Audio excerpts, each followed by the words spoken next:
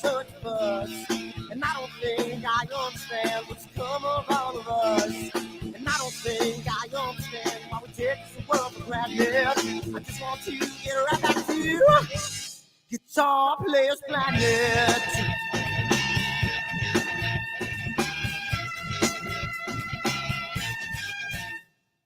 You see it in the papers, you read it every day. The riots and the fires going on in South LA. The muggers and the government, they're all wanting the same thing. They take you for your money, whatever else spring.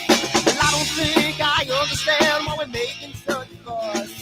And I don't think I understand what's come of all of us. And I don't think I understand why we take this world for granted. I just want to get right back to Guitar Players Planet.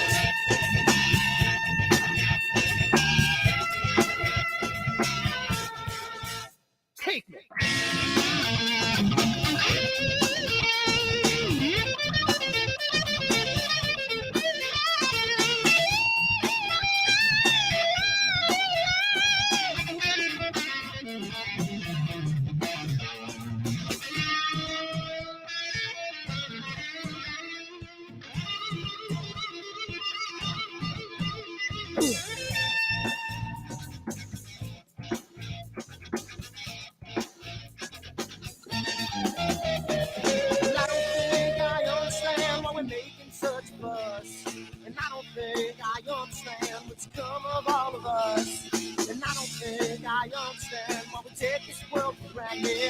I just want to get right back to Guitar Players Planet.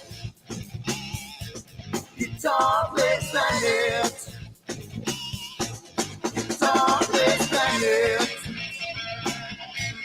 Guitar Players Planet. Guitar Players Planet. Guitar Players Planet.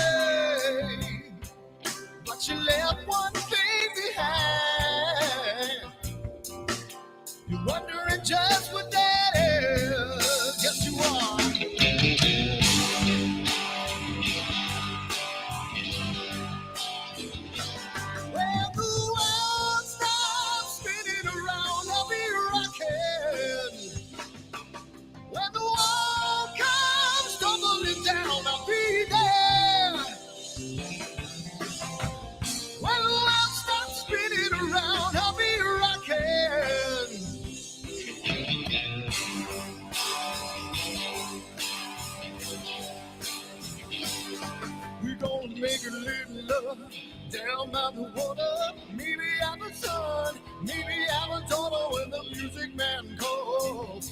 That's when I gotta play.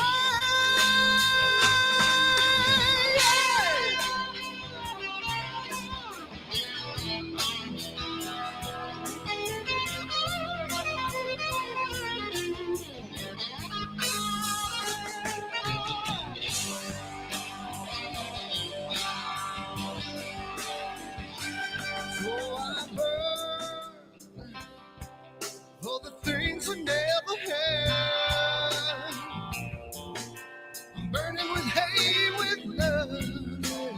Spin around. 'Cause as a boy I had a dream. Carry it with me today. Yes, I do.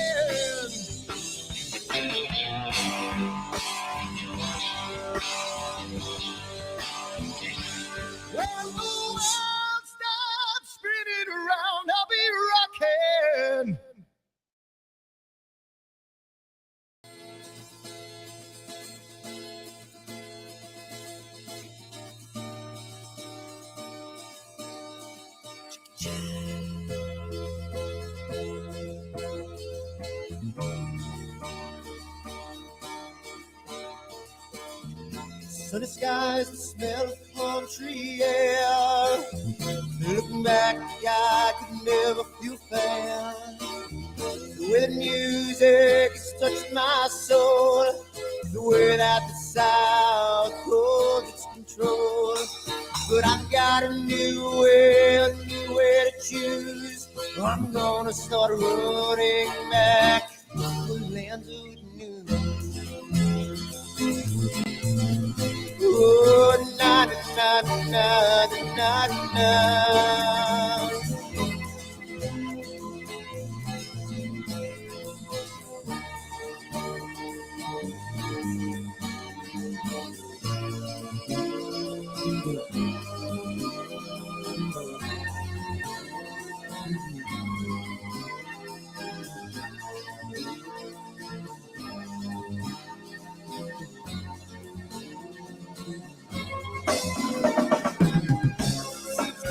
That I have lost my friend. Got the sunset off the highway again. Then I get lost on a long summer day. I must go back before it's too late.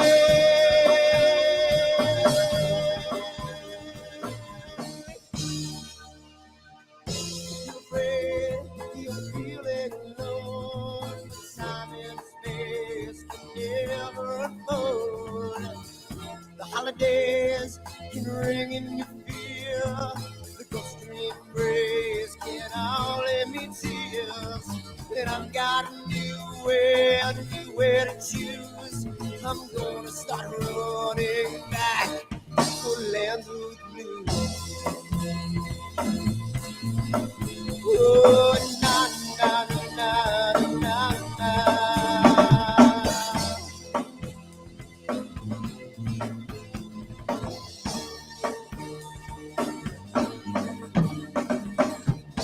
Sitting at the lake, I'm feeling confused, but I had my guitar, so I played this blues.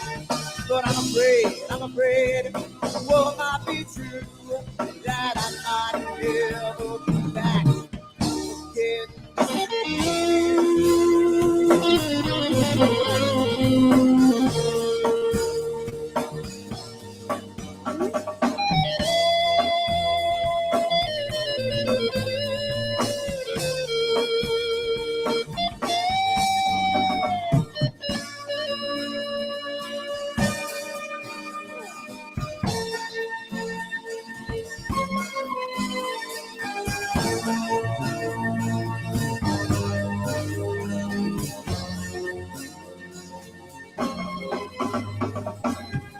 Seems to me that I have lost my friend. Got the sunset off the highway again. Then I get lost on a long summer day. I must be back before it's too late.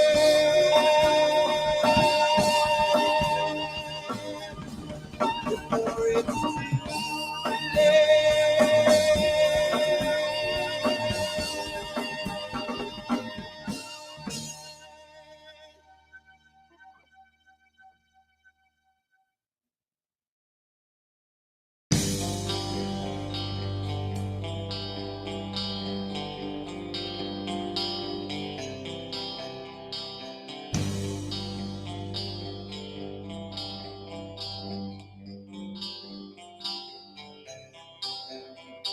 Someone to take me down at night. Someone to make my day. New revelation fills my soul. Oh, I can waste away. You distracting my attention. You're all that's on my mind. Not looking for perfection, but you're too hard to find. Now the first night is coming, and I know what to do. You know that nothing feels sweeter than someone new.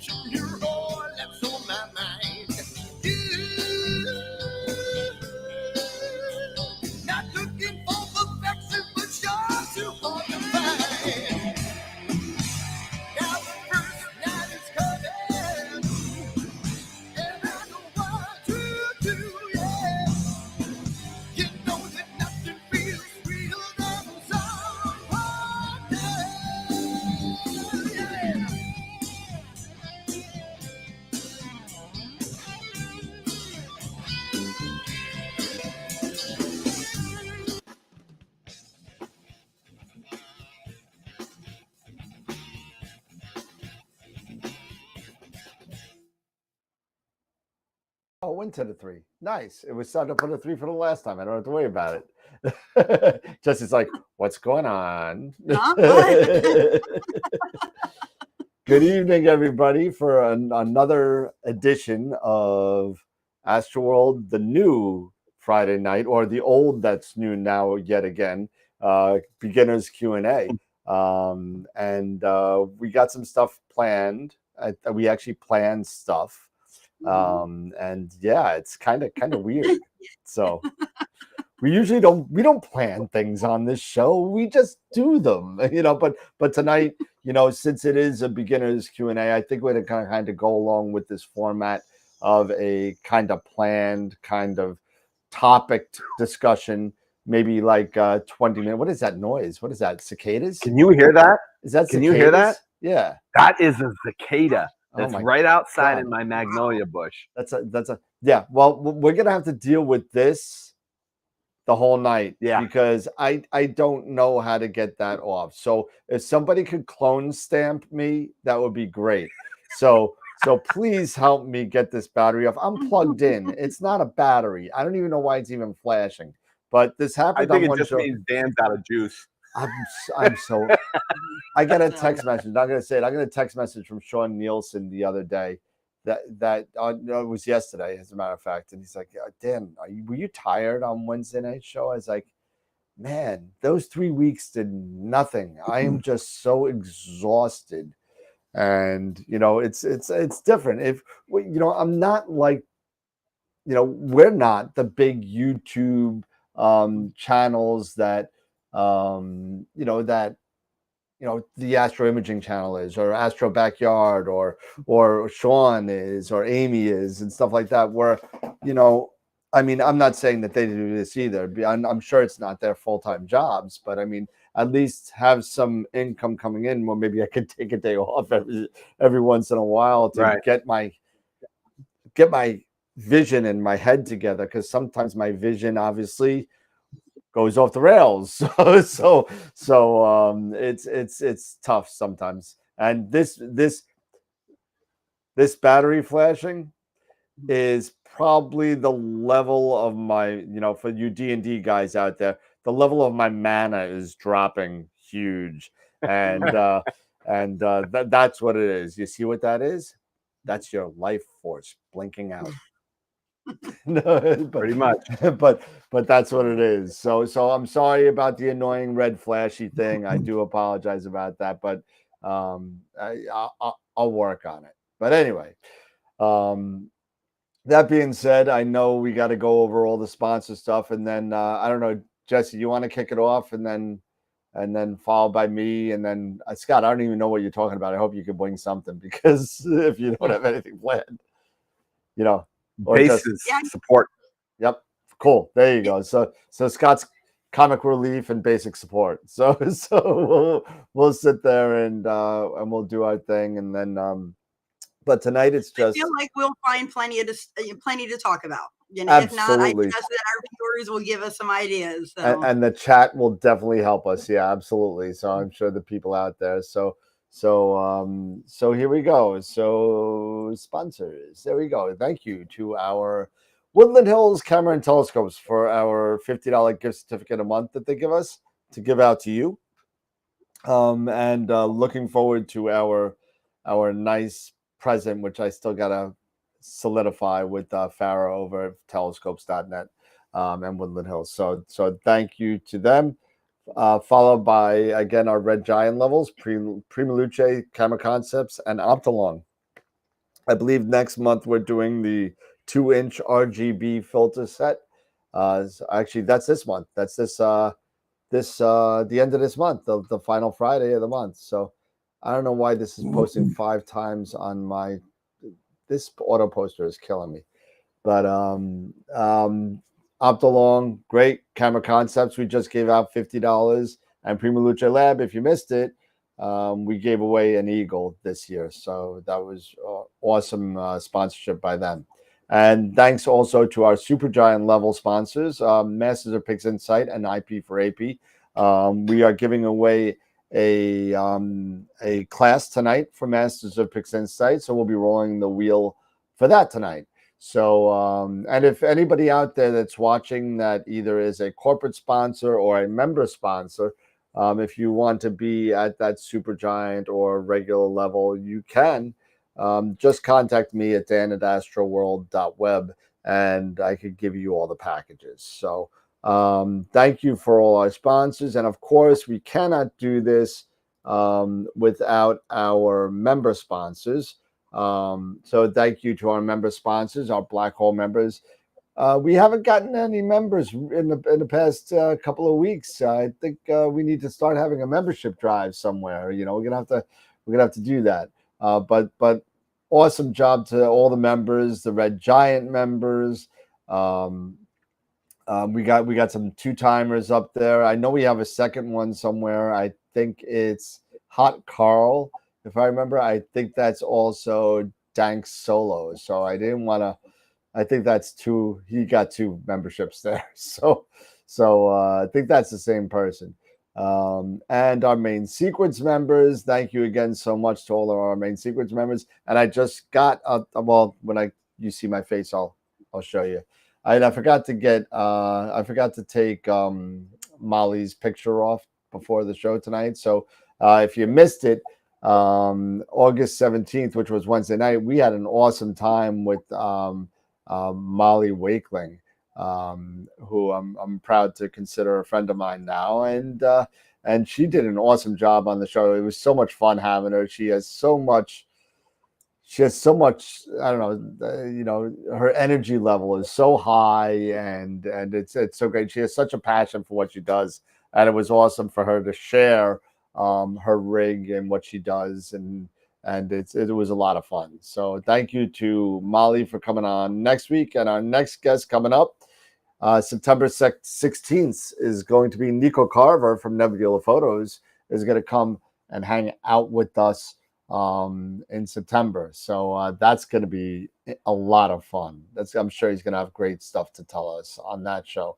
And then still in the works for fourth quarter, and we're coming close to narrowing down a date. It looks like it's going to be second week in November, and that Astropalooza. So the guests include so far Sean Nielsen from Visible Dark, Amy Little from Amy Astro, Molly Wakeling, Astronomy, and of course, aforementioned Nico Carver from Nebula Photos. So I'm working on a couple other people. Be nice to get some more people involved. I'm looking to get a lot. I'm looking to do a lot of stuff. So with this, so it's going to be a lot of fun. And also, thank you for watching us on all of our other. So we broke 25 members on Twitch, which is unbelievable. I never even thought we would get over double digits on Twitch, but we got 25 members on Twitch. We broke 70 members on the Discord channel. We're at 71 as of today. Facebook, Twitter, and Instagram continue to grow. So please be involved. Come and hang out with us and see what we do on a daily basis, and get all the perks that are involved with doing becoming a member sponsor. I mean, all the member sponsors is really, really good. We're at something like 40 member sponsors, I think we're at now. So that's really awesome. Everyone's going to spin the wheel for the guest spot for a guest spot. Well, yeah, we could do that. That's a great idea. Actually, a member guest spot. You know what? And I was honestly thinking about that. I think I actually said it in a prior show too, that if any member wants to, show something, show their rig, show what they do, show a picture, show a processing technique, whatever, contact me at dan@astroworldweb.com, and I'll throw you on the schedule. And we can make this thing huge. I think it would be a lot of fun. We'll have the live panel with the 4 main guests somewhere in the middle. And in between, we could have kind of little presentations and do a 3 or 4 hour thing and just have a good time doing it. It'll be a mini NEAF You know, so Yeah, I know we like talked about that a few months ago, and I mean that would be fun. They know, I do terrible at keeping up on watching the chats and whatnot, but I hear you guys talking what everybody's saying, and like our viewers have got some great have quite a bit of knowledge, and I love to see what they're doing and what that would be and I know the viewers would like to see what the viewers are doing. Yeah, exactly, and you know what? There is no other better place to get information than from the people that do it. Mm-hmm. You know what I mean? Just like when you have employees at a job or your family or anything, nobody knows better how to make things better than the people that are involved around you. Right. Absolutely. Yeah, so it looks like Josh wants to do a data organization presentation. Oh, please. I told him, do it, Josh. Please. Just tell me You how much saw time a you couple need. years ago my data organization, and it is a Greek tragedy. So yes, please. Just as long as not like better. just as long as it's not like Oedipus, okay? We'll be fine. Well, Oh God.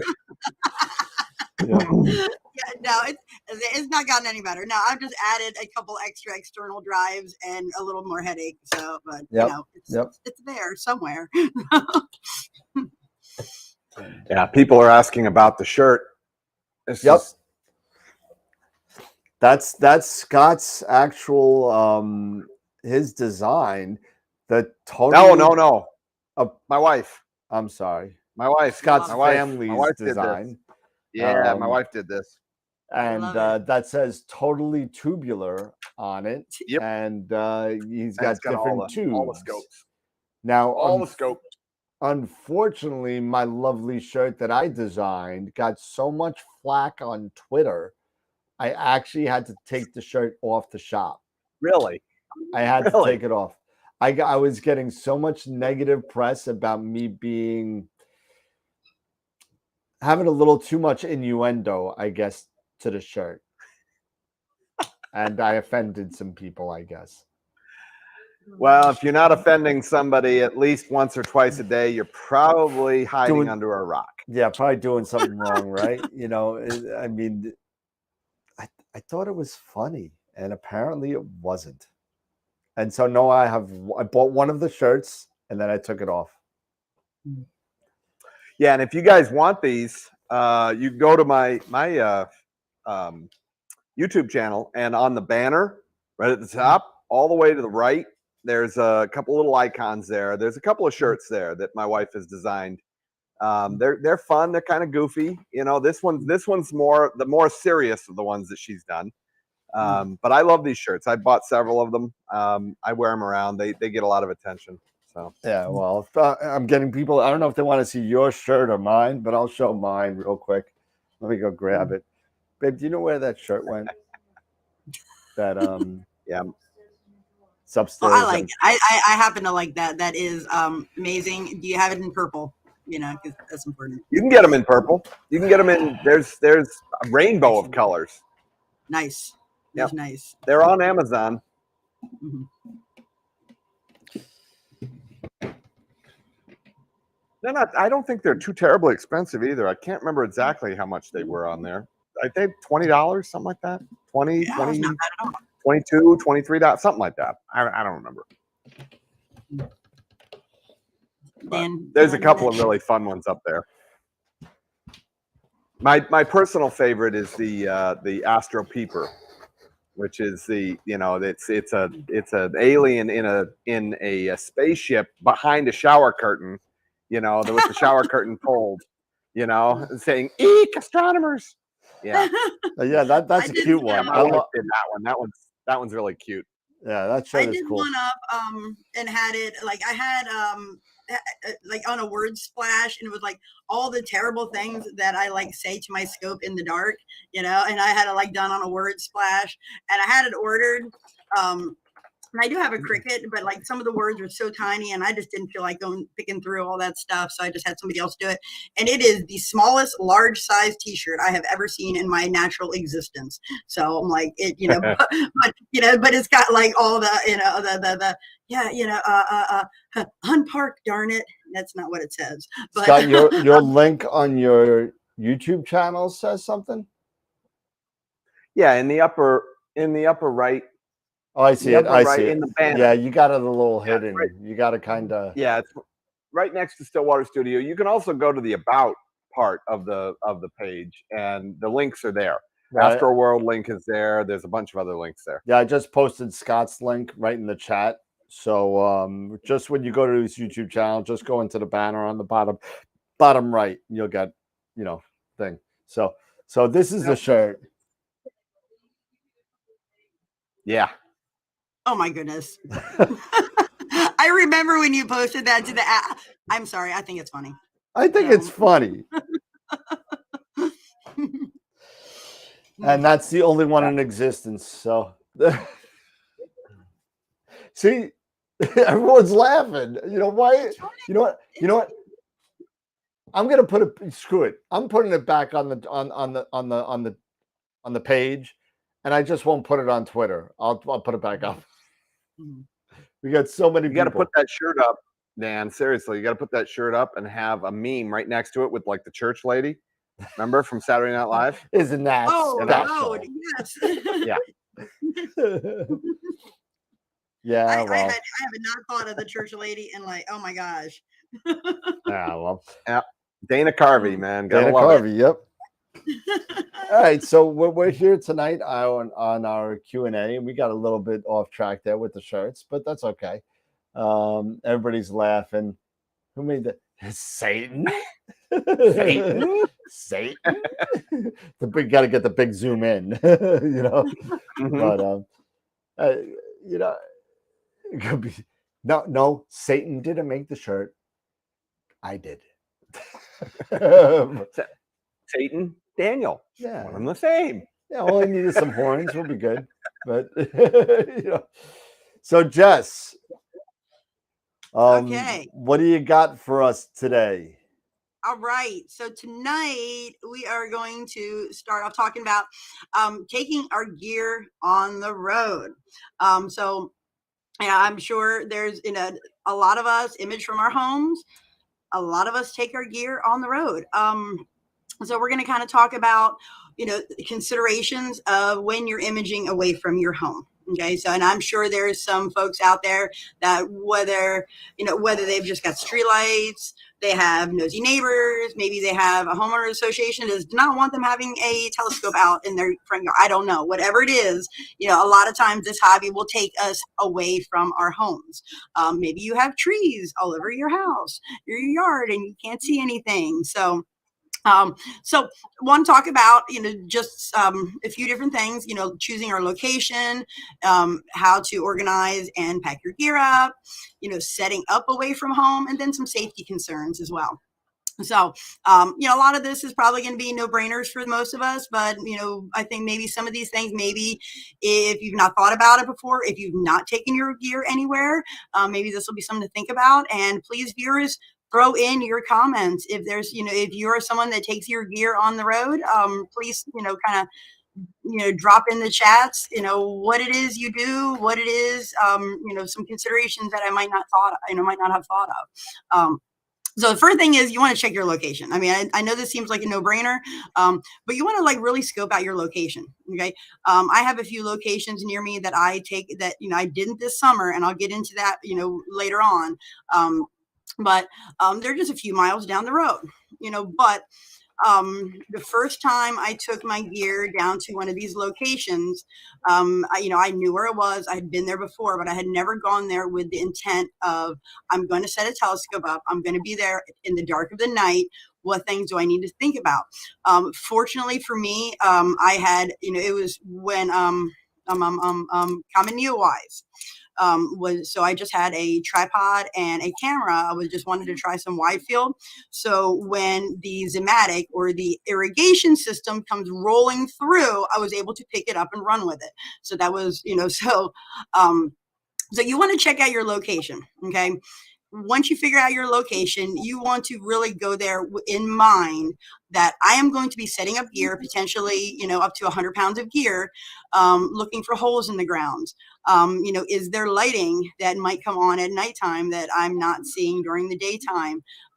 Could you be potentially trespassing? That's a situation that I also ran into, and I'll talk about that later. Oh my.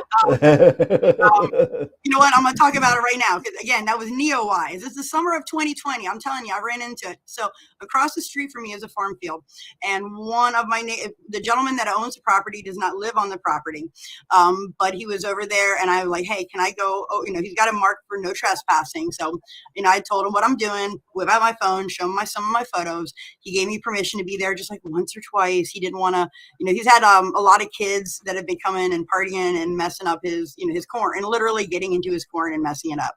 But he's like, yeah, you're good. So a couple weeks later, I'm over there at 4:30 in the morning, and all of a sudden here comes a truck down the road, and I hear a dog barking, and I'm like, oh no. Okay. Well, it was his son. He gave me permission, but his son had decided to stay the night at the house and did not know it. So he comes rolling down at 4:30 in the morning. I'm out in the middle of this field. Here comes this big guy with a big dog and a gun. And I'm like, nice. sir, I'm just taking pictures. Come here, look at this, So make sure that, you get permissions, and that permissions have been, kind of transferred to all parties involved. Light domes. If you're looking at the location during the day, you may not notice, hey, there's a development that's like right on the other side of those trees. That's going to be in the way. Can you park your car? Are you going to be able to park your car? Are you going to be able to just back it up to where you want to be? Are you going to have to carry your stuff? Are you going to, bring a little wagon or a little cart to have to roll it or, backpack it in? And then, of course, the obvious things like, can you see Polaris where you are? Don't just go, okay, we're good. And then you get there at night and go, you know what? There's this one tree right in the middle, and I can't see to polar align.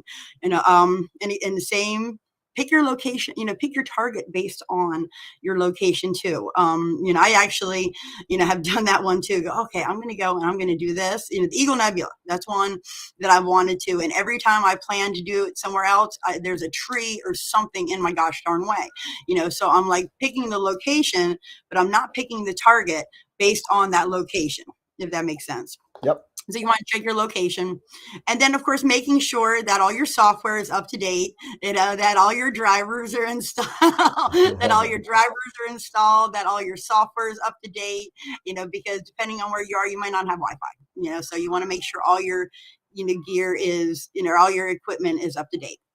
So, so before you go, so now here, okay, this is going to be specific to everyone. Okay. And I know it seems like a no-brainer.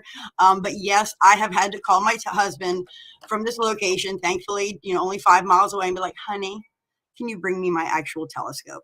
I forgot to bring my tube. Like, honey, is there a silver box right near the door that has my telescope in it? Can you just drive it down to me? Because I swear to God, I forgot it.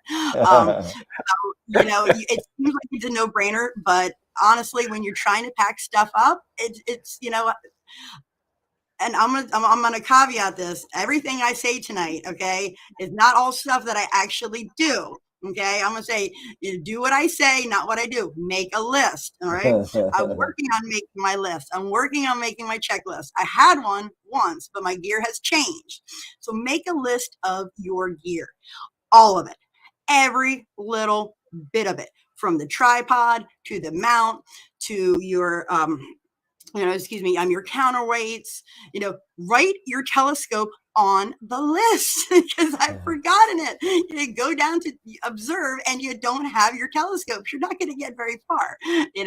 Your guide camera, your filters, your power box, what portable power you have. Make sure it's charged. Make sure, that you have, you don't have a dead battery if you're going down, going somewhere to observe. Extension cords, bring 2, okay? Just bring 2. Okay, just 2. Whatever converter you need, because I know at home I plug into, my power here, but if I'm using a battery, I might need something different. And then of course your computer. You know, make sure you bring your computer, you know, or whatever you use. If you use your computer, or if you're using, you know, like StellarMate, you're probably, you know, and I know a lot of you guys, I'm working on right now to where everything is, you know, like, you know, all my cords and everything, I can just pick it up and just drop it right on top of, you know, the saddle. But that wasn't always the case. I mean, that was not always the case. I had, you know, I'd pick stuff up, or when I travel, I would have I'd put my optical tube nice in its pretty little case, and then I'd have all my cords. And then I'd get down to the location and I have to plug everything in. I'd have to set it up from, you know, and, you know, from the beginning, and that was ugly. So at that time, what I did, so if you're one of those, if you're still at that stage, what I did is I had Ziploc bags, and I had them marked. So like, and I had them for different setups. You know, this is for the 127 and the, you know, the EQR. Okay. Or this is for the 70 and the AVX, or this is for, you know, whatever it is, you know, these are these cords, and I put it in a Ziploc bag, and I put it in this toolbox that I have. All right. And it would be marked. And I just, when I was done, I had to make sure I put it all right back in there. And then my cords, just to simplify the process, I use a little labeler, and I labeled what went to where. This goes to my power box. This goes to my camera. And, you know, and because if you're setting up and you're like this mess of cords, you're like, you know, I mean, it's doable, but it's a pain. Let's be honest, it's a real pain in the rear. You know, so, you know, if you can look at it and go, okay, this plugs in here, and I had it all color coded and everything, like the, you know, blue my power box and the red to my camera, and then I'd have a green that went to my focuser. Now they're all a hot mess right now, but for about a year, it was beautiful. So, and then just miscellaneous stuff, you know. So my rule of thumb is, if I've had to grab it more than once at home, it goes into my little toolbox. So I have, you know, a toolbox, it's a Craftsman, and it's just big enough for me to sit on top of when I'm sitting at a table and I'm, you know, getting my computer all set up. So it kind of doubles, perfect for me. And if I've had to grab it more than once at home, it goes in that toolbox. Electrical tape, little pair of scissors, twisty ties, Velcro, Allen wrenches. You know, I have a little box that, I mean, yes, they're there. You know, I've got like a little plastic box that has like every Allen wrench that I've ever been given with random parts. It goes in there. You know, what other random stuff? Let's see, Allen wrenches, hot hands, gotta have some hot hands, especially in the wintertime. Extra batteries, lens cleaning stuff, just planning for that unexpected. So this is going to be something different for each person depending on their location. You know, so, but always planning for that unexpected. And then just a miscellaneous, like the bug spray, a super comfy chair to sit in. You know, that little toolbox of mine, the first time I went out and about, I'm like, okay, this is fine. I can sit here. And I'm going to tell you, about 2 hours into it, my back was sore, my butt hurt, and I wanted a comfy chair. And I have a comfy chair, but it was not with me. So that is now on the list. Bring the comfy chair, a fold-up table. You know, of course, jacket, a beanie, gloves, you know, spare pair of socks, coffee, always, and snacks. I cannot tell you, you know, and I think when we were up at Cherry Springs about 3:30 in the morning, I think we started talking about like, yeah, can we get somebody to like DoorDash us a pizza? You know? Yep. I'm getting hungry. We were getting starving. Oh, I'm telling you what, I think I was sitting there, you know, chewing on some Fig Newtons or something, and that just was not cutting it. I'm like, I need some food. I need some real food. I need pizza or something, but some kind of snacks.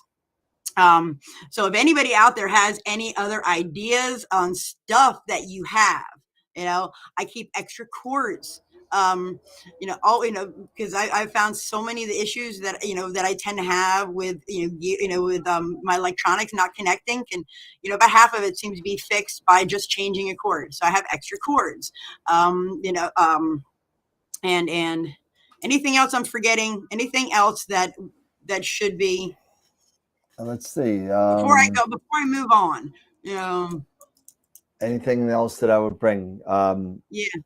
Well, I can tell you what not to bring if you're going. Adapters. Well, make sure you bring the adapters. What not to bring? What not to bring to a star party is, do not bring. Hold on. Let me go back to hand grenades. Well, hand Don't bring grenades, them. yeah, don't bring hand grenades. That would Not not to a be star good. party. But do not bring laser pointers. Mm. Do not bring Yeah, laser no. pointers. Do Yeah. not Red bring light.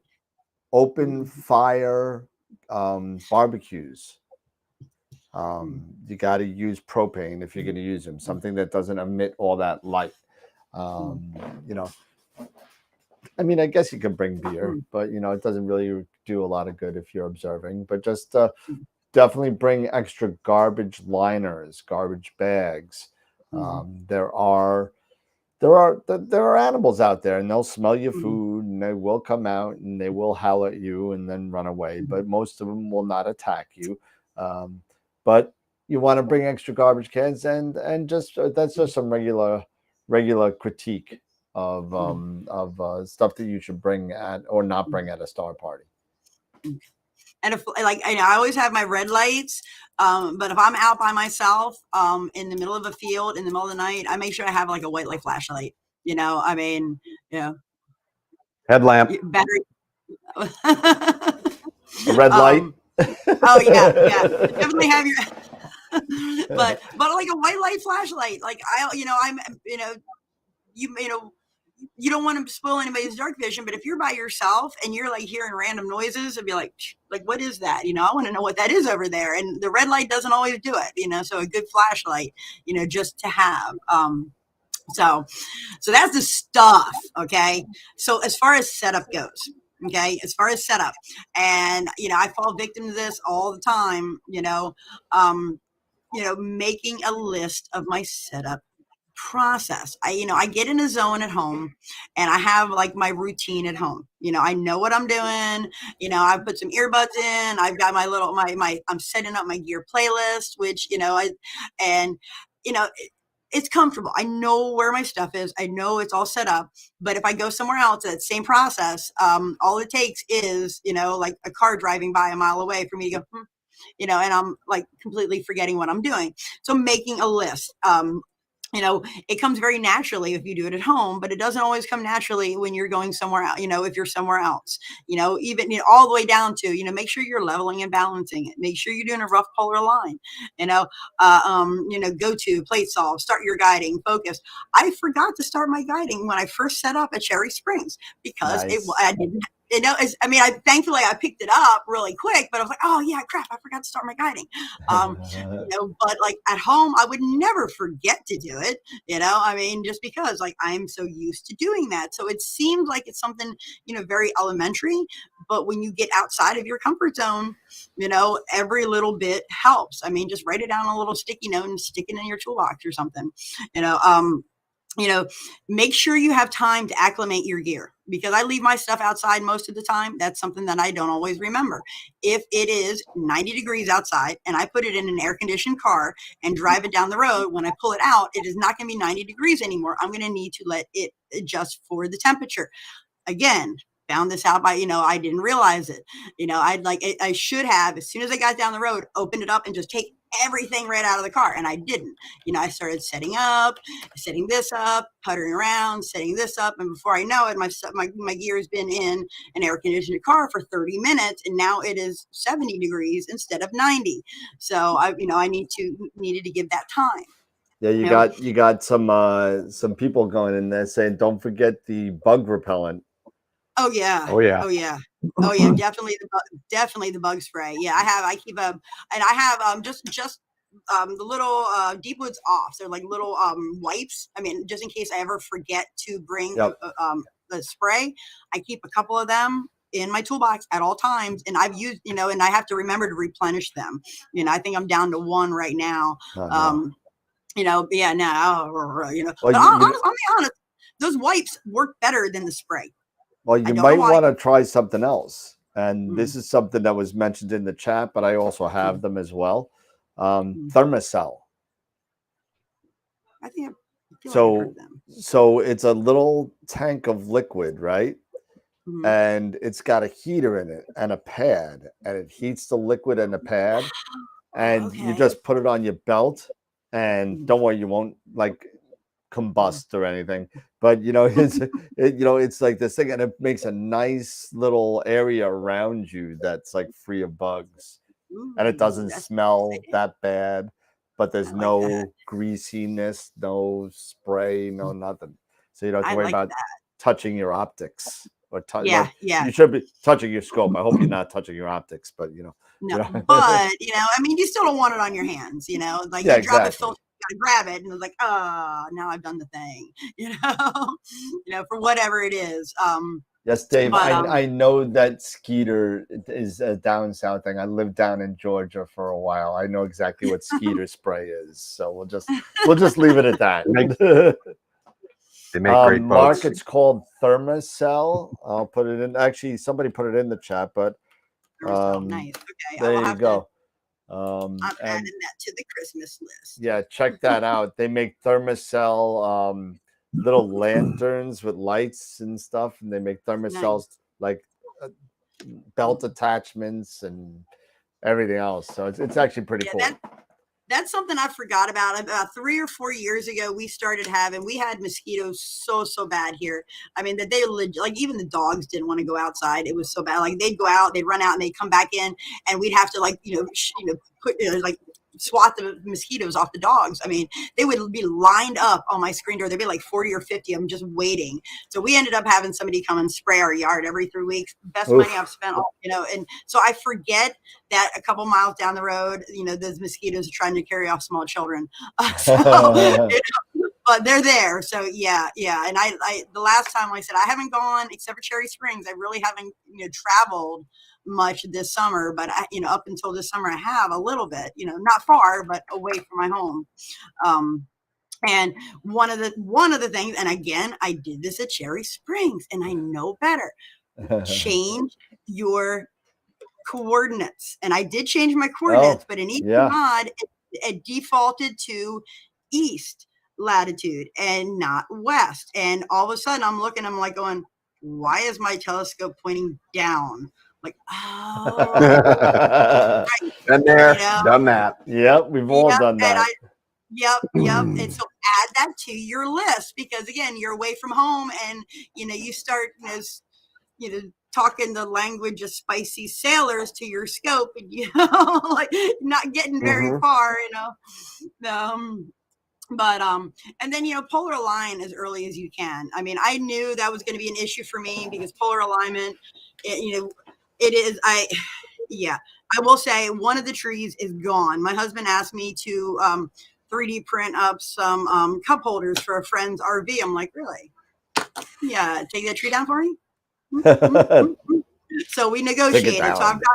So it doesn't really affect my viewing, but I can see Polaris much better. There's only one branch and one small tree in my way now, so I can actually see Polaris. That is fantastic. But I was stomping around the other night like a petulant child, like I can't polar align. I can't see anything. I'm gonna be stuck till November. That's funny. It was terrible. But I do when I go somewhere else that I'm just not familiar with the sky that's to the north or the south. So, making sure that if that's a situation for you, that you're polar aligning early, that you're getting up and you're getting it, you give yourself enough time to actually get set up before it gets dark. So, and then the last thing, and this one I find has been, for me, it's just safety issues, because let's be honest. I mean, when we're not in brightly lit areas, we're in dark, secluded locations in the middle of the night with really expensive gear. Myself, I'm not fortunate enough to have anybody to go with me, so I have to go out myself. And I mean, this is just, like almost hiking protocol, but, I'm always make sure somebody knows where I am. That's generally my husband, but I'm letting him know where I am and giving him an idea of what time that I'm going to be back. What's my window? And if you haven't seen me by this time, come and find me, and I generally check in on him, check in with him. I don't post on social media until I get back. You know, I'm like, hey, I'm going to be down the road at this location, you know, with, you know, in a dark $10,000. field by myself. Exactly. Like, hey, you know, hey, come on Not a down, good idea. you know? So yeah, I mean, and it's something, you know, that like, when I go away, you know, when you're like, if you're on vacation, your whole family's on vacation, you wait, you know, like if somebody's home, it's one thing, but, you know, but it's the same, like, you don't want to be, you know, letting people know, hey, I'm out in the middle of this field all by myself, you know, come and rob me, you know, 'cause that's kind of what you're telling people, you know, I mean, you hope that, Or worse. Exactly. or worse. Yeah. You know, and keeping your head on a swivel. I mean, it's, you know, just knowing your location.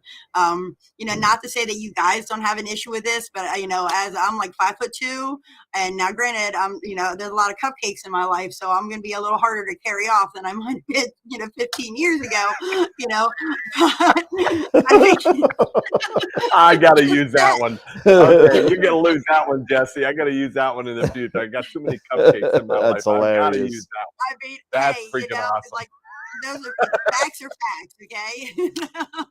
That's funny. That's freaking awesome. But you know, like knowing your location, you know, I mean, I used to, it's been, oh my gosh, it's been 12 years. I used to do martial arts. I did get my black belt. I have my black belt in Tang Soo Do. I have what's called my Jokunim. So I'm actually certified to teach up to level, you know, up to black belt. But again, a lot of cupcakes between now and then. I used to be able to toss a man. I don't know if I can, you know, I might fall flat on my face. So, but one of the things that we used to, that the women at our dojang used to teach was, you know, self-defense and situational awareness. So I find that that is something like always just keep your head on the swivel. Know where you are, know what's around you, you know, not the time to put earbuds in. You know, you don't want to be out in that field by yourself jamming to your tunes. I love my music, but I'm not gonna take away my hearing. You know, I want to hear, if, you know, I mean, now where I live, I don't have to worry about snakes. I don't have to worry about coyotes or bear. And I know people in different locations have different wildlife that are issues, you know, and that's, you know, you don't want a bear sneaking up on you. You know, if you're in a location where bears are, you don't want, you know, to turn around and be like, oh, look, hey, Mr. Coyote, you know, you want to know what's around you. So you want to make sure you can hear, you know, so, you know, if you have to have music on, play it quietly, but make sure you're not blocking your hearing. Don't grab your phone and be staring at your phone when you're running. You know, you don't want to be distracted. You want to know what's going on around you at all times, you know, and that's one of the issues that I've had this year. I mean, you know, there's been an uptick in crime a lot of places, including around here and including at the places that I have in the past imaged at. So I have kind of stepped away from them, just because I don't feel like they're safe anymore. You know, I don't feel like I want to go to these locations. You know, the one location that I talk about the most, it's, let's say, only 5 miles down the road from me, but there is a, you know, not busy road. It's a, you know, secondary road, but enough people that go by there. And I've had people come up on me just out of curiosity. And I'm gonna tell you, it makes your heart stop when you're there at 2 o'clock in the morning and a strange car comes rolling up and you're just like, who are you? You know, and they're just like, oh, I just wanted to see what you're doing, you know.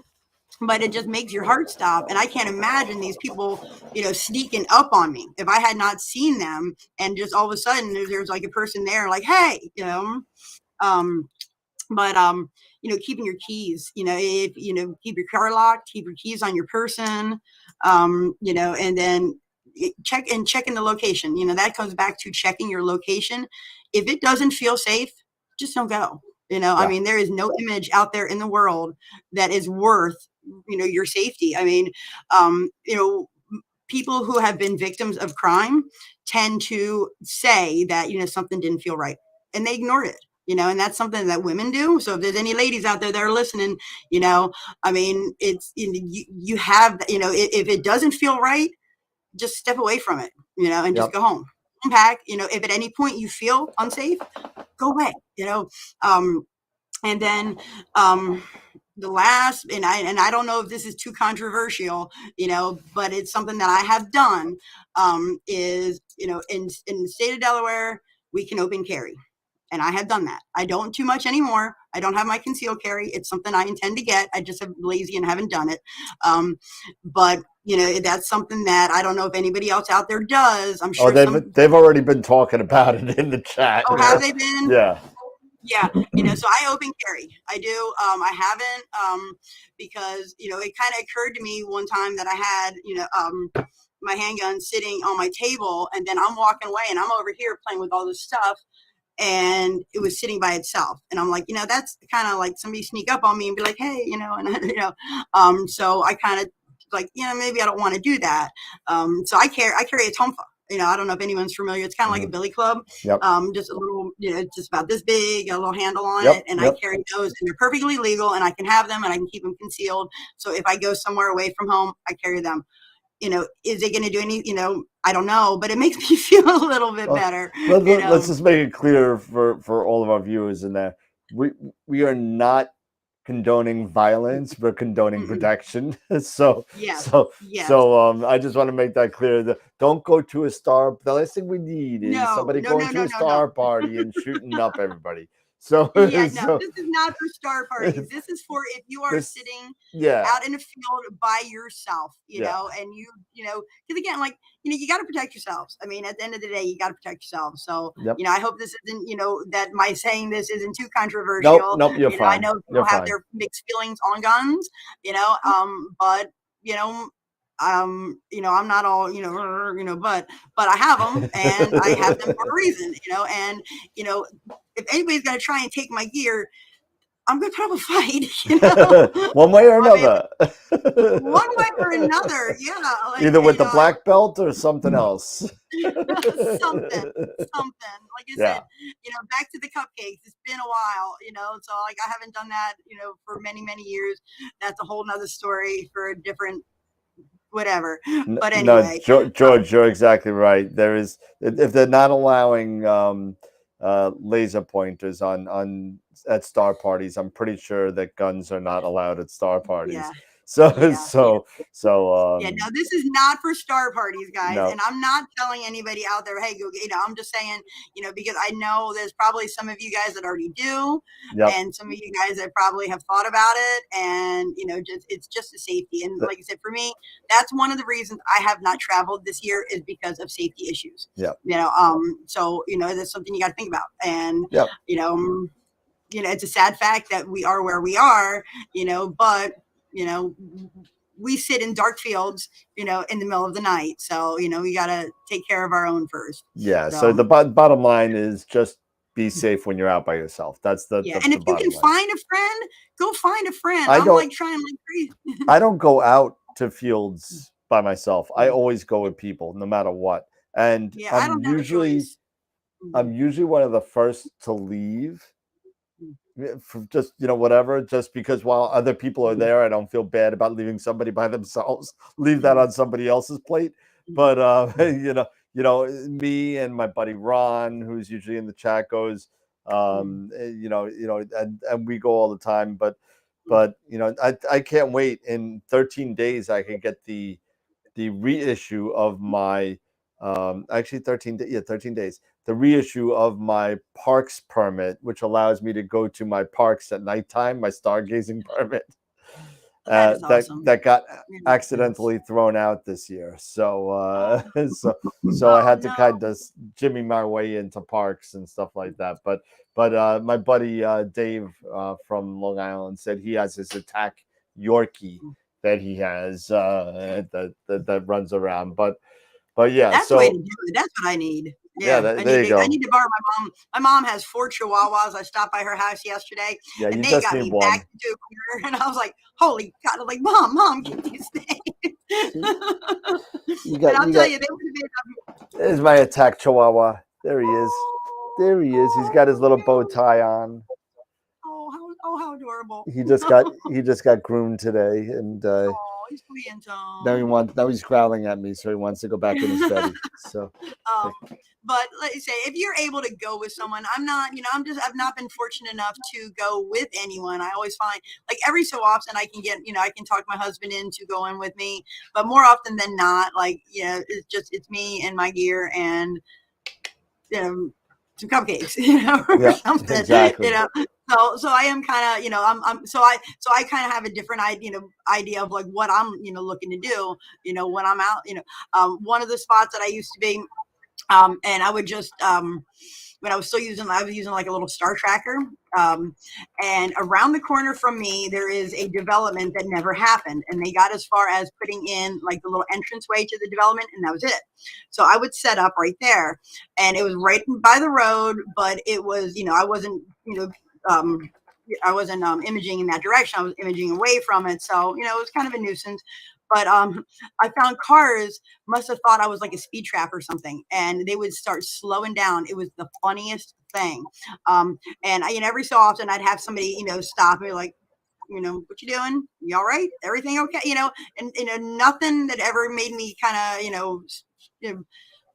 concerned, but people did see what I was doing. So that was my first location, like, okay, I'm going to take some stuff and I'm going to leave my house because, I want to go see the Milky Way, but I thought it was kind of funny. And I had my oldest child came down with me one time, and I had said, it's like, oh, you're gonna watch these cars. All of a sudden they're gonna get, they're like, maybe 100 feet from me, and you'll see the brake lights start popping, and every stinking one of them, they'd get, within about 100 feet, 50 feet, and the brake lights would come on, and they would see my gear, and they thought I was like a cop, like, with the radar or whatever, or something, and then they just slow down. And they'd slow down and they go by. So who knows what people think when they see it, see us out there. But so hopefully that gives you guys a couple things to think about. Okay. Anybody have any other things that they like to bring with them that they, any other suggestions for kind of like streamlining your process, for getting everything, to there, making sure you have all your stuff, and making sure that everything goes smoothly when you're away from home. Any other? I'll say I'm terrible. I'm terrible at watching the chat. The only thing that I would say that I do is I start packing like 3 days in advance, because I don't do lists. I just don't. Whether I just don't. There's no, the list changes too much with what I feel like bringing. And, the basics are, you're exactly right. The power stuff, the extension cables, I love don't forget your thermal pants and thermal socks and all that kind of stuff. Because depending on when you go and where in the latitude you are, if you're in anywhere north of 40 degrees, starts getting cold at nighttime after 2 o'clock in the morning, and we figured we were getting cold last week in the middle of middle of July, and at 2 o'clock in the morning it started getting cold, and it's definitely get something that'll keep you warm. The hand warmers that you were talking about. All that. And I've been looking at heated blankets. I've been looking at USB powered heated blankets before. So Cherry Springs. The springtime star party is supposed to be after I'm done school, so I'm going to make it, and I'm bringing a heated blanket. Okay. I'm not doing that because I'm going to tent. I'm just I'm just too set in my ways. But heated blanket, put that on the list. Yeah, not for nothing. Not for nothing, but I've seen sleeping bags that have zipper footholes. Oh yeah. Yep. That you can literally zipper your feet out, and stay in the sleeping bag, and it's got arm holes, so you basically look like a big cocoon caterpillar. Yeah. Yep. I love it. That's they make awesome. Them. So first of all, Mark is saying who the hell weed whacks their lawn in the rain? Darn neighbors doing this right now. So here you go. This is for you, Mark. First of all, you're in Arizona. Do you even have grass there? Hey, come on. It's expensive to have grass in Arizona. It's the water is kind of crazy expensive over there. Forget it. But yeah. So I guess as Jessie was talking, I was thinking about some of the things that she was mentioning, and one of the things that comes to mind is protecting your gear, having a frontline electrical protection for your gear. And the especially now, if you're plugged into a battery, it's not as important. But if you're plugged into power, into city power, 120 volt, outlet, having something like this. Hold on. Where's my share? Right. It's there somewhere. Right there. Maybe. Right there. Right. Bueller. Ah, yes, absolutely. Having something like that can be very, very beneficial. That's an inline GFI. That will be your frontline defense to protect everything,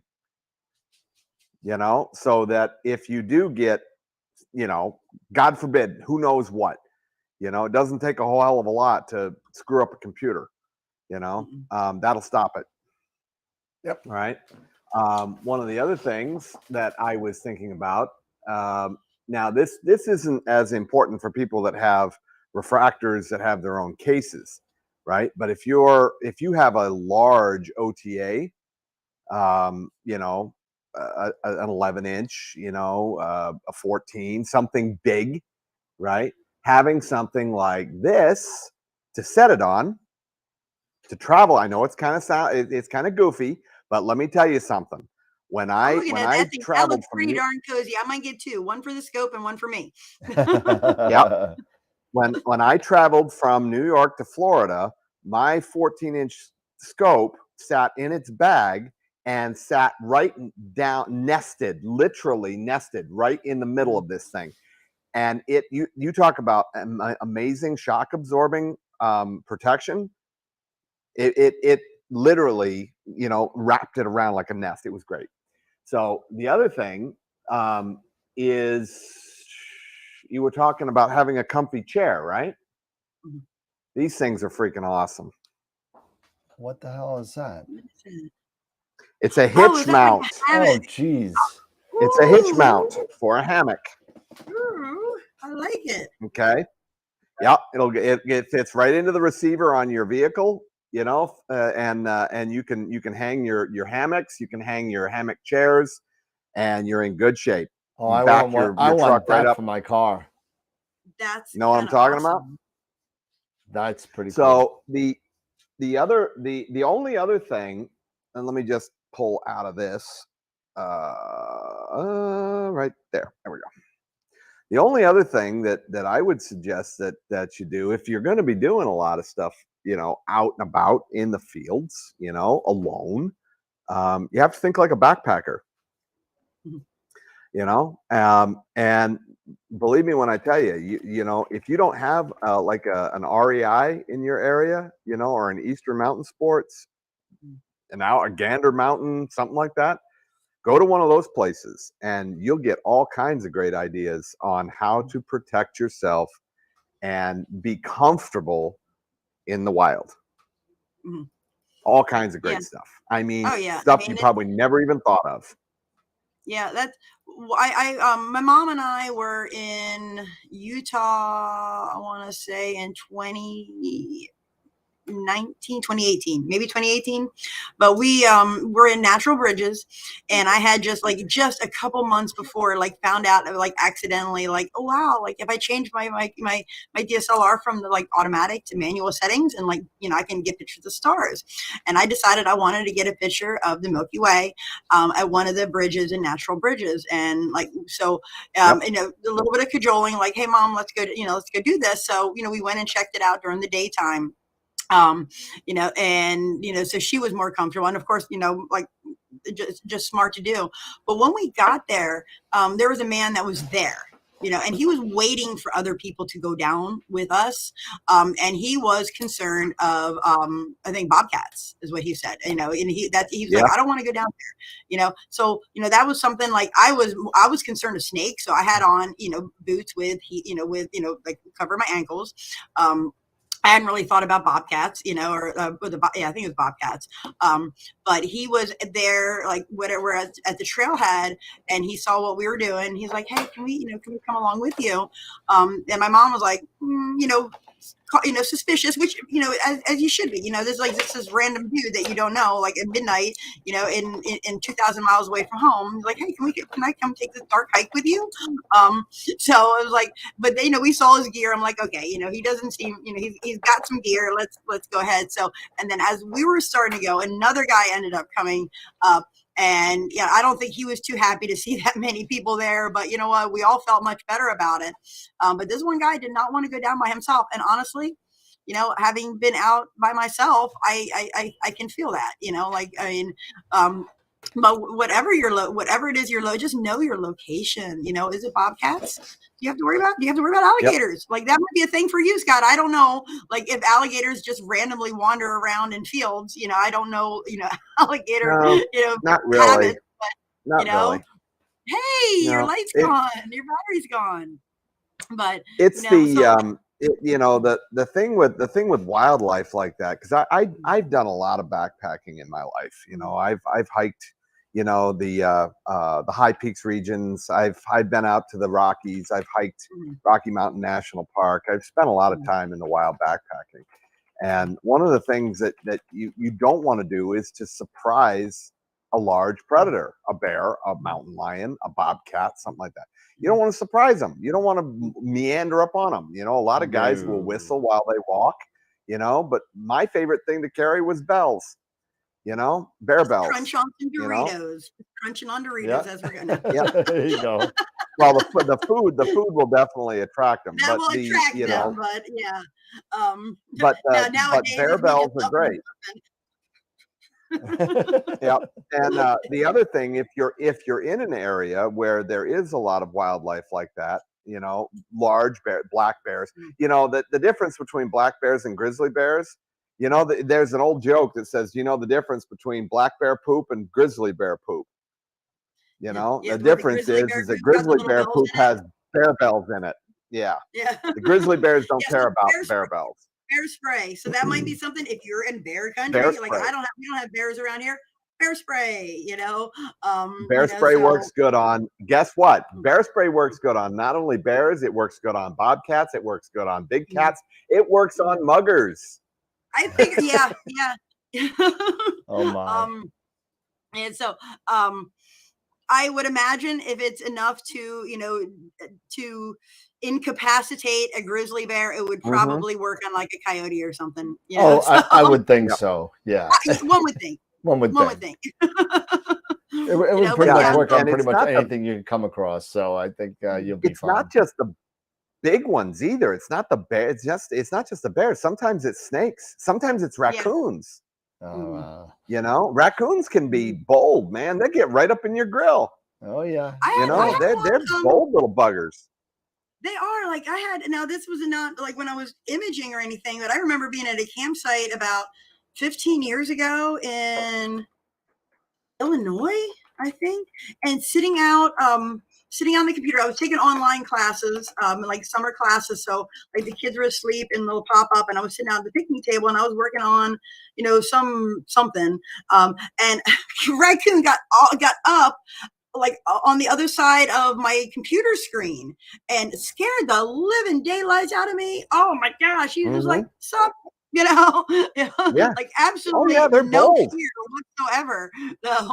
No, they're bold. They're like seagulls, man. They expect to be fed. Yeah. So that evidently that some people like 2 or 3 campsites away from us, they woke up the next later before sunrise, but like the raccoon was like legit rolling a watermelon down the road. They had left their food out like a little screen tent, and they're like, they're like, oh, we saw a raccoon just rolling a watermelon down the road. I'm like, well, should have put your watermelon away. Yeah, and the other thing you can do, one of the big things that attracts a lot of critters, if you're out in the field by yourself, right, and you get a that's a real issue. There are actually containers that are called bear safes, and you can get these things, and it's so any snack food you bring, any foods at all, you put it in this sucker and it seals it tight. So not only can they not get into it, it makes it very difficult for them to even sense that there's food around. because a bear can smell farther than you can see. Well, thank God for my observing that I don't have bears around me, because I would be like, it would just be awful if I could not have my snacks on me. That would be a terrible thing. So I don't know that I'll do a lot of observing in bear country. All right. There we go. So like let's the aroma of chocolate everywhere I go. let's move on to the next topic here. Did we go off the rails here, Dan? Oh no! Well, you know what? No, I would say Not that really. I would say that it's borderline, but it's just it is an important part of what we do, especially when we're out in the we're out in the forests and we're out in the fields and we're in really, really random parts of the country doing what we all love to do. And it's important to be safe, and it's important to be not ignorant about what's out there, because it's not just people that are out there, boys and girls. It's definitely wildlife, from, like Scott alluded to, snakes, and Mark alluded to rattlesnakes and scorpions and stuff like that. There's a lot of stuff out there. Now, are you going to get stung by a scorpion imaging? Maybe, but the odds of it are very, very small. So don't be worried about that. We got other stuff to worry about. Lions and tigers and bears. Oh my. You know what I mean? The forest. You know what I mean? In a field, in a forest, Dave. Come on. But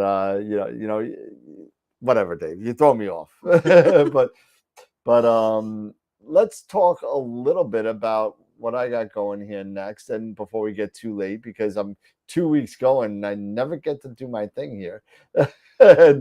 and one of the other topics we all discussed we should be talking a little bit about one of the things that kind of hurts us, and that's light pollution. So what is it? How can we combat it? And what can we possibly do to help it moving forward? And I'm going to share my screen real quick. Let's see. And desktop capture. There we go. And PowerPoint and F5. So here we go. So you guys can see that, right? Yeah. Okay, good. I can't see the other screen. It's taking up both screens now, so I can't see what's going on. So if you guys could watch the chat, if there's anything there, just shout out and interrupt. But so when I was a beginner, and that was many, many, many moons ago, I didn't know what a huge difference. I was so ignorant about what a dark sky could actually do to help the images that I was taking. So I thought I would put together a little presentation about the sky and what effects light pollution can have. And who is this Bortle guy anyway? We know nothing about him. We just know that it's the Bortle scale. So I learned a little bit something doing this as well. So let's see if I can move this here. There we go. So what is light pollution? Okay. Well, light pollution, by the definition of the IDA, is the inappropriate or excessive use of artificial light, which can include, I'm gonna do this and talk at the same time. Why is this doing this? Could be caused by light glare. As you can see in the picture right here, all this here is light glare. Okay. And light glare is the excessive brightness that causes visual discomfort, followed by sky glow, which is up top. Light's reflected back due to heavy clouds or water in the air, followed by light trespass, which is light falling where it's not intended. And now we're going to talk a little bit about full cutoff lights later, and things that we can do to mitigate unwanted light pollution, not only by starting at your own home, but maybe helping out and joining the IDA and International Dark Sky Association, and talking to your congressmen or congresswomen and senators. So it's real important to do that. And light clutter. Light clutter is when you just have a bunch of lights in the sky that are just shining light at you. It can be very, very annoying. And it's just a large grouping of light sources. So these different types of light pollution can be extremely detrimental to astrophotography.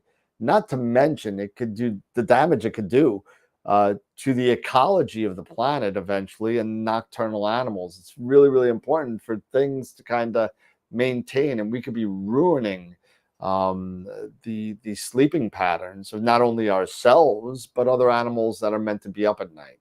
So, and let's not even get into talking about Starlink, because we could get into that. We could get into that and that's another project altogether. So, considerations for astrophotography.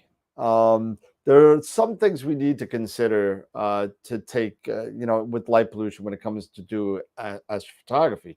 So, one of the biggest questions that I've come up against is how can I how much more time can I expose in my Bortle 8 or Bortle 9 skies doing one shot color or mono or whatever? And I get that question quite a bit. Well, that kind of changes for every location. The light emitters from down my block may be different than down your block, and we could only be around the corner from each other, but we could have different things that are affecting our shooting. So first of all, I gotta say thank you to Lonely Spec. I took this off their website. I thought it was a cool pick to kind of give an idea. But I like to look at the histogram. And what I shoot for on the histogram is the neutral kind of exposure. So that right side of that histogram doesn't exceed that 75% mark or 66% mark. I like to have a little bit room on the right so I don't overexpose and bloat my stars. And I like to have a little room on the left so I don't clip my data. So, like where it says on when it's all the way on the left, underexposed is very difficult to recover in post process, and the results are very noisy usually. So you want to have it pushed. You want to have that histogram over here pushed a little bit over to the right. So there's a little bit of space here. So you have that nice big fat, I know people are going to say something what I'm talking about, but nice big fat kind of histogram where you get all that data in there. And then you get all the way to overexposed, which is another area that can be more difficult to result in post process. But the more you can push it to the right without going overexposed is kind of where you want to be. And I'm lazy. I don't want to push it this far. I'm just not that good. so I shoot for here. And then as I get better, I'll shoot for here. But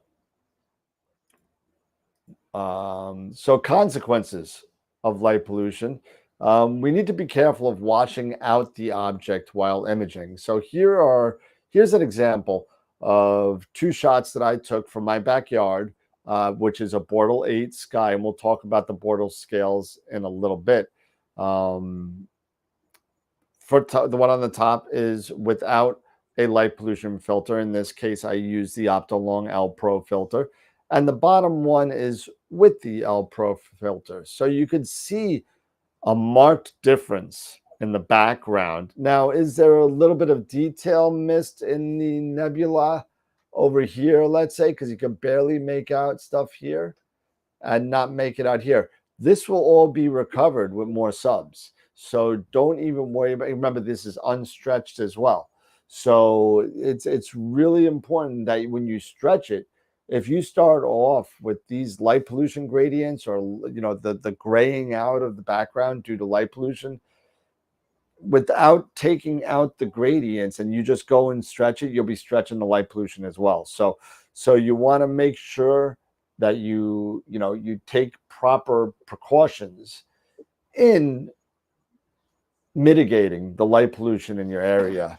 And if you're in a Bortle 4 or lower sky, you may get a little bit lucky and may not even have to use a light pollution supplement. So, but me, unfortunately, Bortle 9 is really bright skies, and it looks like this. It looks like this all the time. So I don't see the chat right now. So is there anything going on in the chat, guys? Or oh, I can't hear you. All Not right. really. Sorry, There- I muted myself because I'm over here eating jelly beans. So- Oh, okay. All right, no problem. I just wanted to make sure that you know that there's nothing there. So let me go back from current slide. Here we go. So how do we measure the light pollution? Okay. Number one, it's the Bortle scale.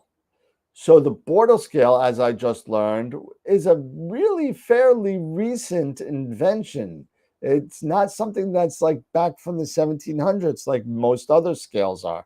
The Bortle scale was created by John Bortle in February 2001, and it was first published in Sky and Telescope magazine, and it was just a way to kind of judge how bright your sky is, and it turned into this big thing, and we got stuff like I'm sorry, scale 1 is scale 1 is the excellent to dark sky. Scale 9 would be like me out in Long Island or the inner city where you got all that city light pollution. Another way to measure the night sky, and I have one of these myself, is the sky quality meter by Unihedron. Really, really good. You point it at the sky, hopefully it's a non-moonlit sky would be nice. And then you could get a judgment of how bright your sky is. And it gives you a nice little scale on the bottom where it says the lower the number, the brighter the sky. The higher the number, the darker the sky. So I did Cherry Springs, and it was a 21.2, I think it was, if I remember right. Yeah, I think it was 21.2.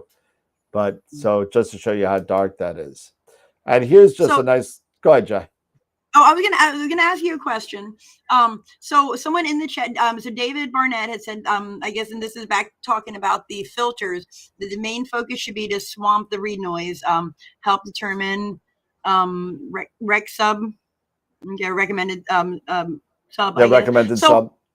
Okay, so my question is, at what point, like at what Bortle would you want to not? I mean, obviously, like in Cherry Springs, you probably really wouldn't need to use an LP filter, but at what, like, when would you want to kind of like you're new, you're getting started, and you're like, okay, obviously if you're 6, 7, 8, 9, but like if you're kind of in that 4, 5, 3, 4, 5, like when would you not want to use one? Like, does that make sense? Like what? Like, well, what Bortle would you be, I'll be honest with you. I have not shot in every single Bortle. Let me get off the screen here. I have not shot in every single Bortle sky that I could do, but I guess what is that? Is that Scott's hand? What is that? Oh, the 9, 8, 7, 6, and 5, I would probably use some sort of light pollution. 4, maybe I would start thinking about it, but I probably would do, I would shoot one and shoot the other and see kind of thing. 2 and under, I mean, I shot Cherry Springs and it's between 2 and 3, and I didn't use a light pollution filter, and I didn't need one. So that's me. I know that Dave's in the chat, and Dave will probably say something a little differently, but that Dave runs, just so in case everybody knows, Dave helps run Avalon, which is a astronomy facility out on Long Island, and it's really awesome. So if you're ever on the North Shore on Long Island, definitely go hang out with Dave and at the Avalon when they start doing live visits again. So that's going to be, it's a great facility. They got tons of equipment. So, but that's what I would think. I mean, anyone saying any different in the chat or? So Dave, I guess, is saying, I'm trying to do better here. I've actually been, reading some of it today. So like, if y'all ever say anything to me in the chat, I'm not ignoring you. I'm just very bad at multitasking this. He said, the sub exposure recommended to swamp read noise is 10x equals C. Yep. R raised to the power 2 divided by P. I'm not sure what these variables actually necessarily means, but there is a formula in there, for that. So yeah, I'm gonna, if anybody wants an Excel spreadsheet on swamping the read noise or a discussion about swamping the read noise, let me know. I do have a spreadsheet for that for certain filters because it's different in different filters. What's that? Oh no, I'm I'm saying I don't know what the variables are, but he's got them right here as I'm reading the rest of it. I can't see them right now, so that's okay. Yeah, this where C is 10, R is the read noise, and P is the light pollution rate. Okay, cool, awesome, thank you. There you go. All right, so let's see from current slide and moving back.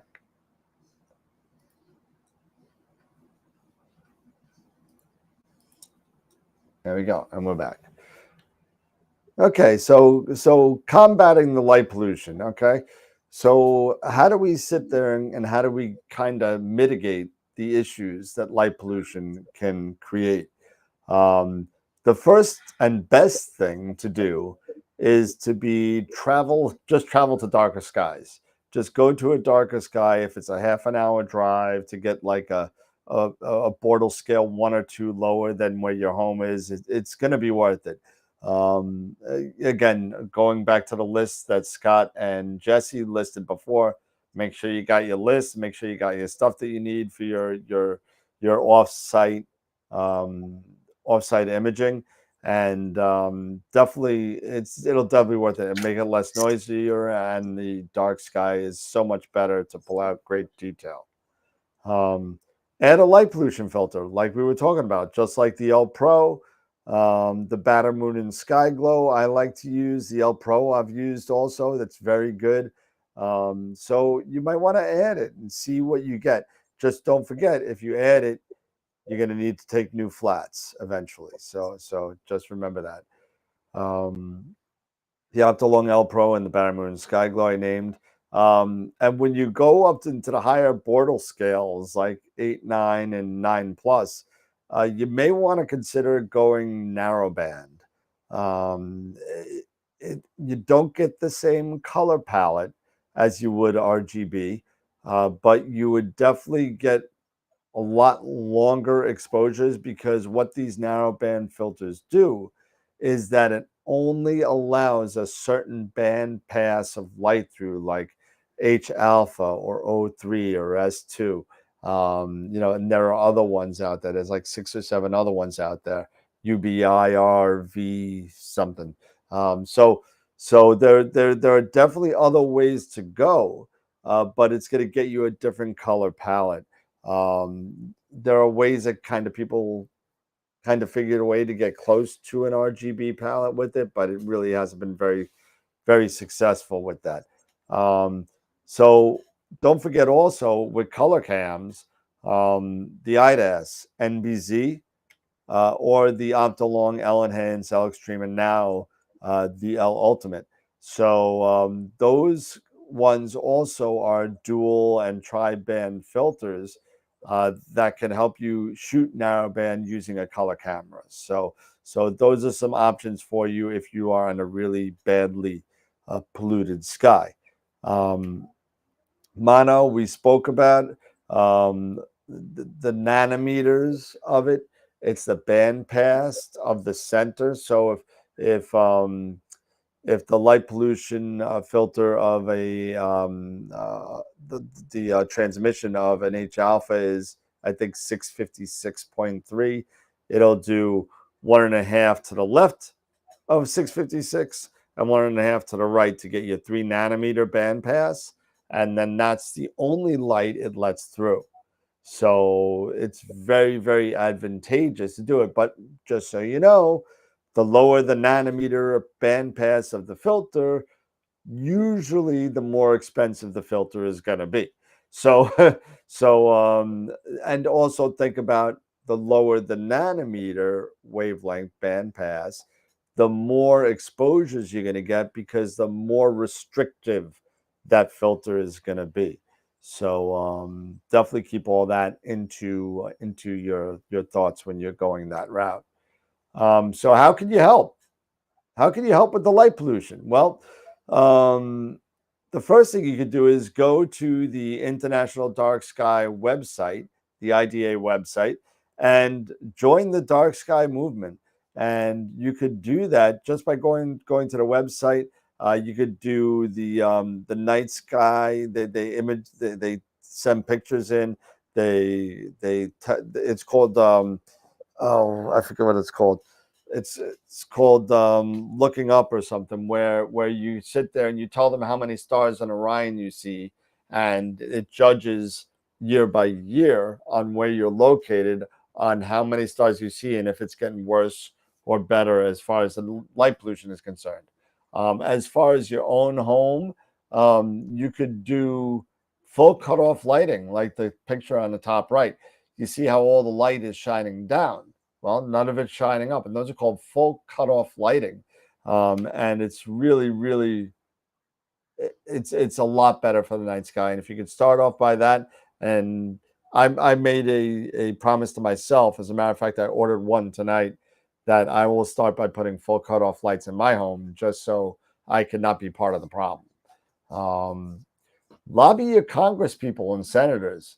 Write the letters, make the phone calls, do whatever you got to do to see what's going on with the light pollution. And you know what? All those light pollutions are a wonderful thing, but when it comes to LED lights, it doesn't do a lot. It helps a little bit, but it doesn't do a lot. You got to remember, most of these light pollution filters just knock out the hydrogen and sodium and mercury vapor lights that are emitted from those. And LEDs do not emit those, but yet still emit light.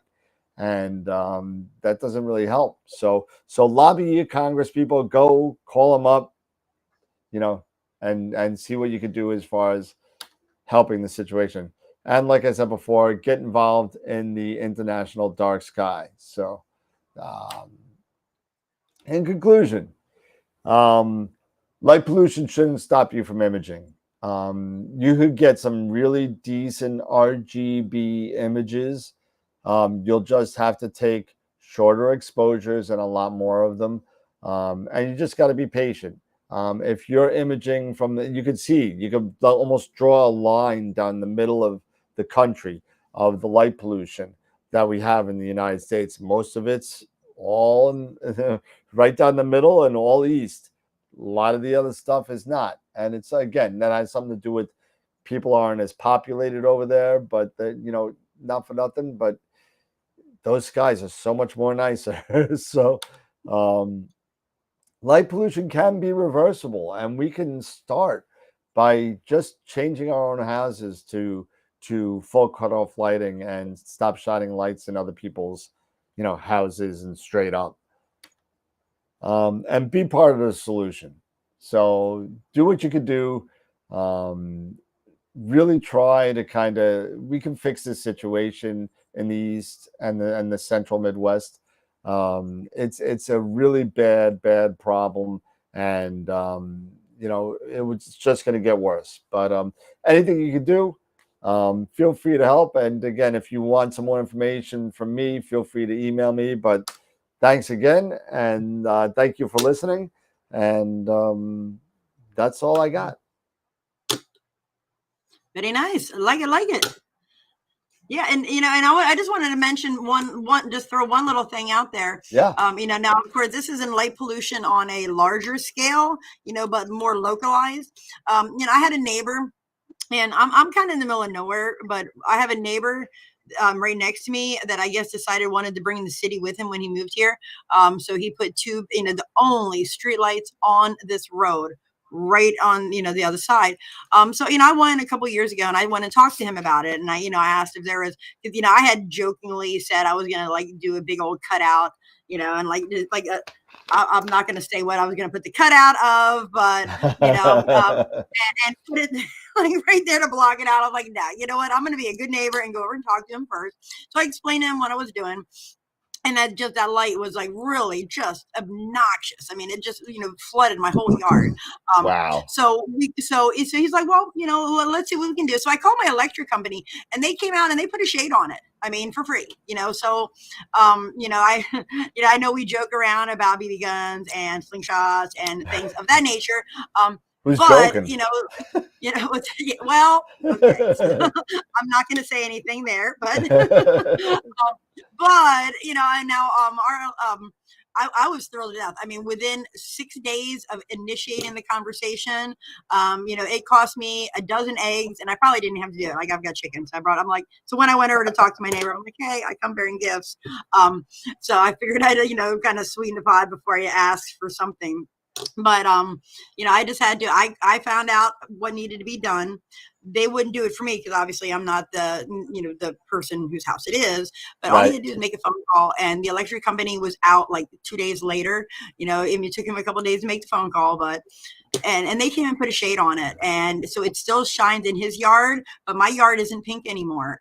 So if you're having issues with localized light pollution, I do recommend that you before you start having to bust out the BB guns or whatever, try and see what your local electric companies can do, because I think they're aware that light pollution is an issue. Of course they've got that's their job, but check with them, because like I said, I was surprised. I thought I was going to, get a runaround, that I was going to have to come up with some kind of something. But within a week it was fixed. So definitely check with your, talk to your neighbors, let them know what you're doing, take them a pretty picture, or something, invite them over, like, hey, this is what I'm doing, invite their kids over, try, see if you can, I think people, once they understand, what it is that we're doing and that these lights are an issue, they want to, I think people naturally want to do the right thing. I hope, most, out there do. So I just wanted to mention that. Most do. Yeah, but that's a good point. You know what I mean? That's that's something that I kind of overlooked. But you know what? Light pollution is an issue. I mean, in some places more than others. But we got to do what we could do in our backyard first. Yes. You know what I mean? Yes. Things aren't going to change by me calling a senator or you calling a senator. But if enough of us do, and we do it together, it may just help. I mean, in New York, nothing is going to help. Nobody's going to turn off the lights in New York. It's just not going to happen. But you know what? It's we got to start thinking about, we're all part of this community. And if we could all just do our part, and there's more of us than you think, I'm sure. But you know what? If we could just do our part and sit there and not be part of the light pollution issue, then maybe that goes to your neighbor and they start to realize, hey, what'd you do that to your lights? Why? And then they go, then the conversation gets started, and through conversations, issues get solved. And so that's my whole point of that whole thing. It's a part that's near and dear to my heart. The IDA. I've been part of the IDA for a long, long time. I was actually looking at meeting up with my advocate in the Bronx, and just I haven't seen her in 15 years. So I mean, it'd be interesting to see her. Yeah, I do need to join, because we have so much local, we have so much development that has been going on around here, and now that I am doing what I'm doing and I'm more aware of what's going on, I need to start attending some of the county council meetings for for these developments. They're going to get approved, whether I want it or not. The farmers are growing houses. I mean, it's a fact of life. But if they're putting new developments up, they could, be more conscientious about the lighting they're putting in, when they're first building. Like, so I think the best way to solve, to help the problem is to kind of, I mean, it might be harder to go back and undo what we've already done. But if we can start, if we can keep those new developments, the new shopping malls, the new whatever, and they can put, more, friendly lighting in right from the giddy up. And, I like yeah, I know it's bad, you know, but I wouldn't know, you know, if I were to go to a meeting, I would just be that woman shouting like, no lights, no lights, no lights, you know. And I know the IDA, you know, from what I understand, there's quite a bit of information. There's a lot of resources, you know, just for that. So there you go. We got a guest coming in and popping in. What's up? Can you guys hear me okay? We can hear you. Yeah, absolutely. Okay. Awesome. Is that Sean? That is Sean. Yes. Hi. What's going on, How's buddy? it going, guys? Not much, just doing some imaging here and that and watching the show. I just thought I'd pop in and say hi, see what's up. I heard you talking about the light pollution stuff. So that is something that I have been working on for the last 12 years where I'm located. And it's been an uphill battle. It's been really challenging. You're up against a lot of false notion with regards to light pollution and misconceptions about light and safety and how it actually works. A lot of people aren't aware that there's been studies done that have demonstrated that more light actually increases crime. And a lot of people don't understand, like the insurance companies will tell, you know, in their fine prints and stuff like that, they'll say about parking your car under a street light. Well, that's actually probably one of the worst things you can do because all it does is illuminate the interior and it allows that would-be thief to see what's inside and grab it more easily. So, you know, there's a lot of false notion that you're up against, and trying to change people's perception of that light pollution implication is really challenging. And like I said, I've been working on it for the last 12 years, primarily by myself. Unfortunately, it's hard to get people involved in that. It was at one point a full-time job for me, almost or a second job. Like it was just taking that much work, talking with officials and you know, getting the message out there and whatnot, trying to keep up with it all was really, really challenging to do. So I applaud anybody who is making the effort to try and mitigate this problem, but it's actually gotten worse with the advent of white LED. That was actually, and the guys that invented white LED, they won, what was that prize, that award, that prestigious award that you can win? I can't think of the name off the top of my head right now, but you know, they won an award. What's that? Nobel.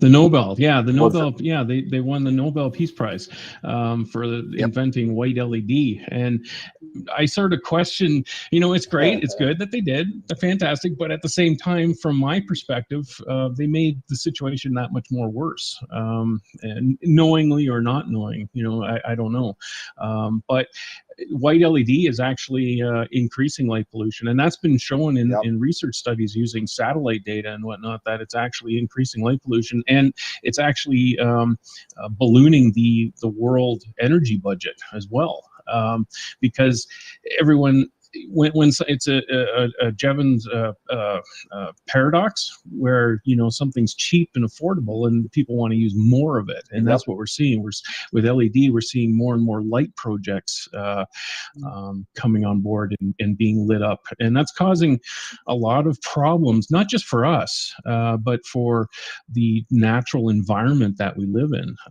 the night environment that we live in and that other species live in, whether that be animal life or even plant life. They've shown trees being affected by it. So it's a very, very big problem, and I don't think that world governments, aside from, there is some governments in the European side of things that they actually are taking it very seriously. I can't think of who it was offhand, but there are some countries that have enacted light pollution laws to try and control the problem or slow it, and I think North America is a little slow to get on board with that, unfortunately. So hopefully Australia is one of them, Sean. We bring up the rear all the time. Yeah, Australia is one. I'm trying to. There are some other countries New in Zealand's Europe big. that, Australia's big. Yeah. So it's great to see, there's more and more people that are becoming aware of it. But, in my outreach, I find that I'm not reaching the people that I need to reach. Unfortunately, I'm preaching to the choir. It's the people that are following me, and they already know about this, and I got to expand the message somehow and get it out there. And that's always challenging to do. So, but I keep trying. I think one of the big challenges is first of all realizing that people are vain, and that if you can't show how it can affect them and how it can better their life and make it personal to them, you're gonna be you're whistling in the dark. You're pissing in the wind. It just you're never. It's going to be an uphill battle, all the time. You have to be able to show people how it affects them, and if that has to be, in my estimation, that has to be one of the first frontline modes of attack, if you will. And it's not only that, it's also big businesses too, and especially on the East Coast in the US, the big business and the advertising that goes on. That I mean, look at Australia and what Australia has done.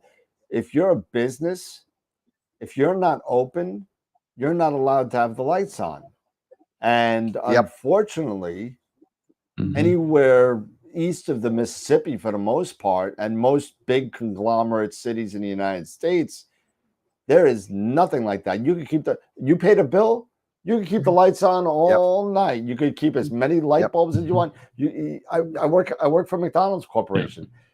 You don't think McDonald's is ever going to shut off that? They're never going to shut off their lights. They're open 24 hours. They're open all the time. But you know what? These types of things are unnecessary. And that's why the IDA and Sean and everybody else gets involved in this, because it's unnecessary.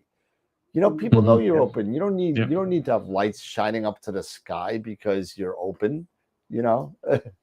It's not even being open. A lot of these places are lit up when they're closed, and there's no reason to even have it lit up like that.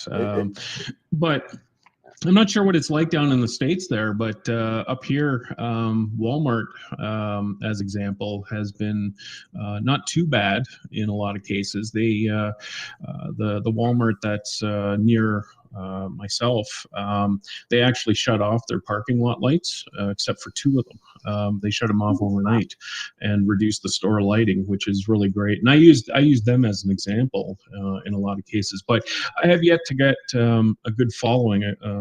Other businesses that want to do the same, because they fall back to crime. They don't want to be broken into. They think that having the light on is going to stop the thief from breaking in, which it doesn't. But and the same with street lights. A lot of people think.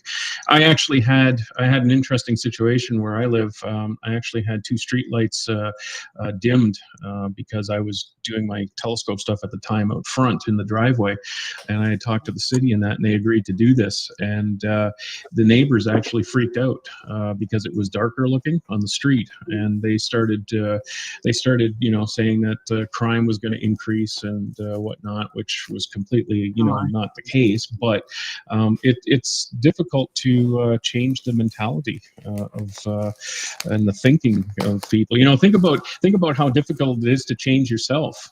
Make changes in your own life, and now you're expecting other people to change. It's pretty big, and especially when it comes to safety. Hill to it's climb. hard to kind of change that mindset.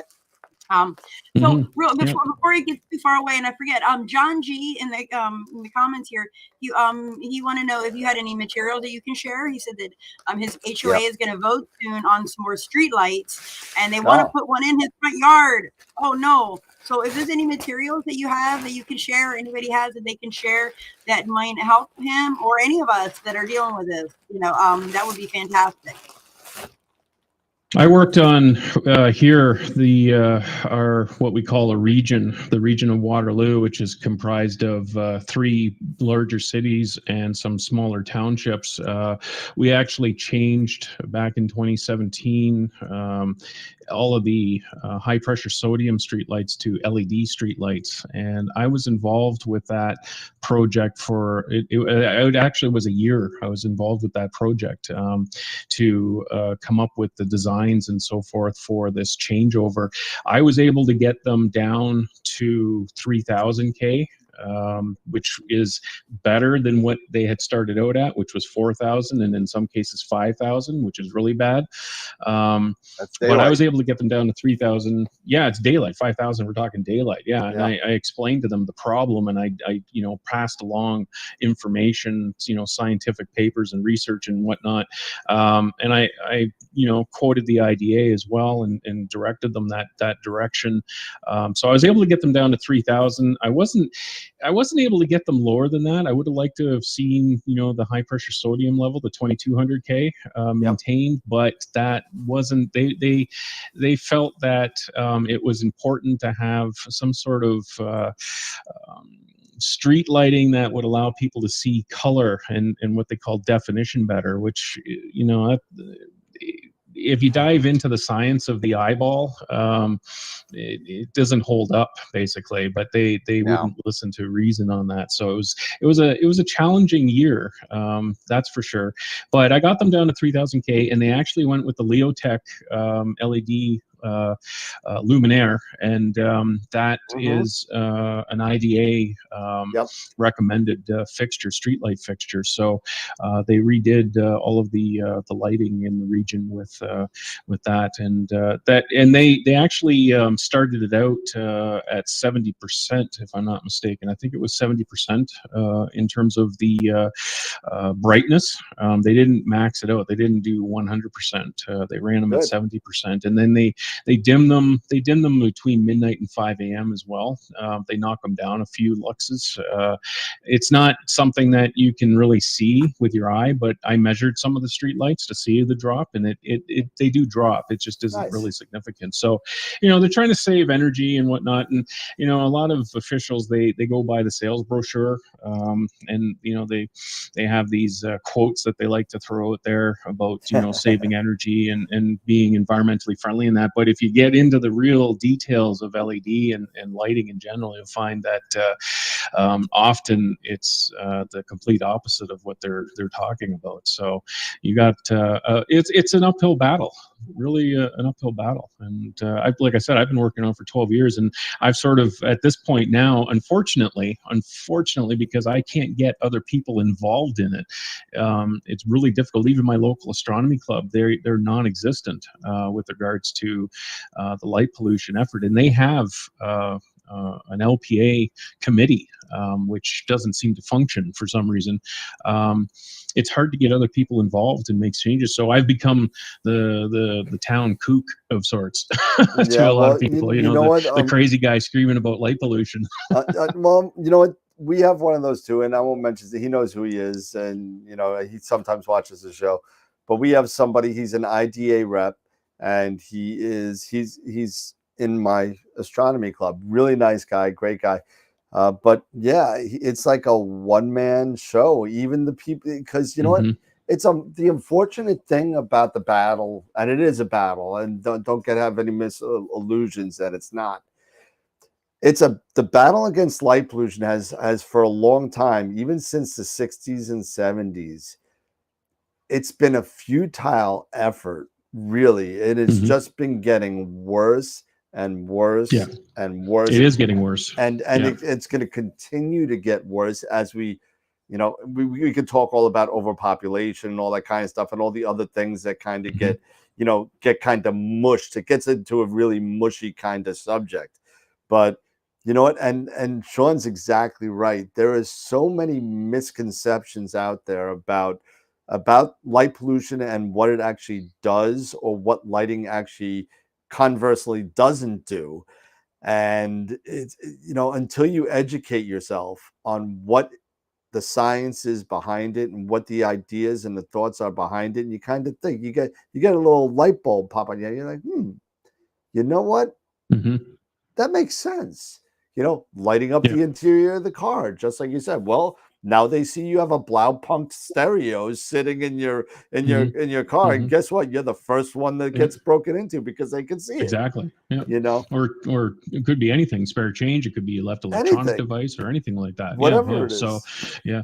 And it's kind of funny because often the crimes that you see talked about on the news and stuff like that occur in areas that are actually well lit. You know, if the way they light up gas stations, as an example, you know, they should be one of the safest places on the planet with how lit up gas stations are, and yet you see robberies and things happening, you know, around gas stations, and a lot of people just don't understand, you know, how light actually works and what the implications are, and the damage that they're doing. You know, I see on Twitter. I'm on Twitter. That's probably my go-to platform. I saw someone in the chat, I think it was Mark, that said there's twits on Twitter, but that's Mark. Yeah, it sounds like Mark. Hopefully I'm not a twit, but but yeah, there's a company like operating like a university of sorts for landscape lighting, and they keep promoting all of this landscape lighting at night, lighting up trees and all these things and that. And I keep commenting, telling them, you know, this is light pollution. This is a problem that we're trying to, you know, push back against, and the damage that it causes to the natural night environment. And they just keep spewing out their stuff and, you know, doing what they do. And that's where the uphill battle, you know, exists, is trying to push back against a lot of false notion or misconception, as you put it, Dan, with regards to lighting. So no, there's a lot, and just go out, and we say it on the show. It's the part of the tagline of the show, whether it be astronomy, astrophotography, your personal life, light pollution, whatever. Go out and educate, learn, trust, but verify everything you see, everything you hear. Do your due diligence and check things out. Don't take things for granted. Don't just read the headline. Yeah, don't get in there and realize if it's something that you're interested in and that you want to make a stand for, make sure you know what you're standing for. And you know, it's super important to educate yourself on whatever subject that may be. Yeah, absolutely. Yeah. So, but and for all those big businesses out there that like to keep their lights on all night because they think they're going to get robbed, go get an Alexa or go get a motion sensor, $39 from Philips Hue, and you could turn on the lights if somebody comes in. You know what I mean? I mean, listen, every single business out there that I know of that's a big business has infrared cameras inside the building. So there's no reason for any of this. I just bought one for myself. I bought a nice infrared dual camera. It's brand new from Reolink, PoE. It's wonderful. I don't even have to plug it in. Awesome. There you go. And what model did you get there? This is brand new. This is the Duo 2 PoE, and it's got it does 270 degrees. There's two lenses that go out like fish eyes. Oh wow! And nice. Okay, cool. And so it's going to cover my whole backyard. It's 4K. It's does it have the does it have the ability to turn the infrared off at night? Yes, so yes, that it it's does. Not shining? Yeah, check that. Okay, yeah, because I have security cameras up too, and they monitor. You know, the one camera monitors the scope, which is outside at the back of the house now.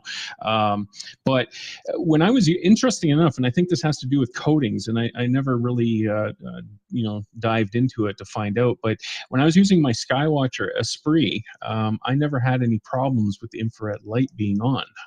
But when I started using the Explore Scientific, and I also started using the new Starfield scope that I got, I actually noticed that the infrared was interfering with the imaging. It was washing it out. So I actually, at this point, I don't have the ability. Unfortunately, those are Lorex cameras. They're older ones at this point. They don't have the ability to turn off the infrared, so I have to actually turn the whole camera right off when I do imaging. So it's something to remember when you're looking at buying cameras, security cameras for, in our case, you know, astrophotography, that you have the ability to turn off that infrared light, because it can possibly interfere with your imaging. Yeah, absolutely. And yeah, I know a couple of people that have pictures, including yourself, that, you know, just were just shattered by the infrared on the camera. And hopefully, you know, I could keep the camera on, and we'll be good. So. Yeah, absolutely. Yeah, for sure. Yeah, so you guys had a great show tonight. Really, really good stuff. I was actually watching. I just wasn't participating in the chat. Well, no, but, that's really fine. great show. You know, Really interesting. Thank God you texted me. I would have never known, because your screen wasn't even open, so I didn't even see you sitting in. Yeah, I know. Yeah. So well, you that's why texted me. I was like, oh, okay, he's here. Yeah. So, but yeah. So for those of you who want to know, I think it was so PoE. There was a question in the chat about PoE. PoE is power over Ethernet, and basically it uses, for really layman's terminology here, it uses, you know, your Ethernet cable has 8 wires in it, and one of those wires is used to channel the electric that powers this. And so what that means is you do need a couple of things. You do need a powered switch that has power over Ethernet ports in it that pushes that signal out. But if you have that, all you need to do is run an internet cable right to the back of this, and it turns on. So you can also get an injector. You can get a PoE injector for those of you that have just regular switches or hubs in your house that want to turn it into power over Ethernet. You can do that. The 8-port PoE switches are relatively cheap. They're not that bad. You know, if you want a 24 or 48 like I have in my room, then that's it's probably about $400 or $500. So the Cisco ones are, I think the 26-port is like $300. Yeah, it's not super expensive, but it's a lot more expensive than an injector if you just have one already. But yeah, so. Now the Reolink camera there, Dan, just something I don't know about that new model. I have a couple of the RCL 410s. Is that the little bubble guy? The little bubble guy? No, they're what do they call those? Can't think of the name that they call them, but they're not the dome type or anything like that. And I've got two new ones too, but I got it. Yeah, they're like, I don't know what they call them. They're regular bullet cameras. Bullet cameras. That's it. Bullet cameras. I was thinking shotgun, but I knew that wasn't close right. Enough. Close enough. Yeah.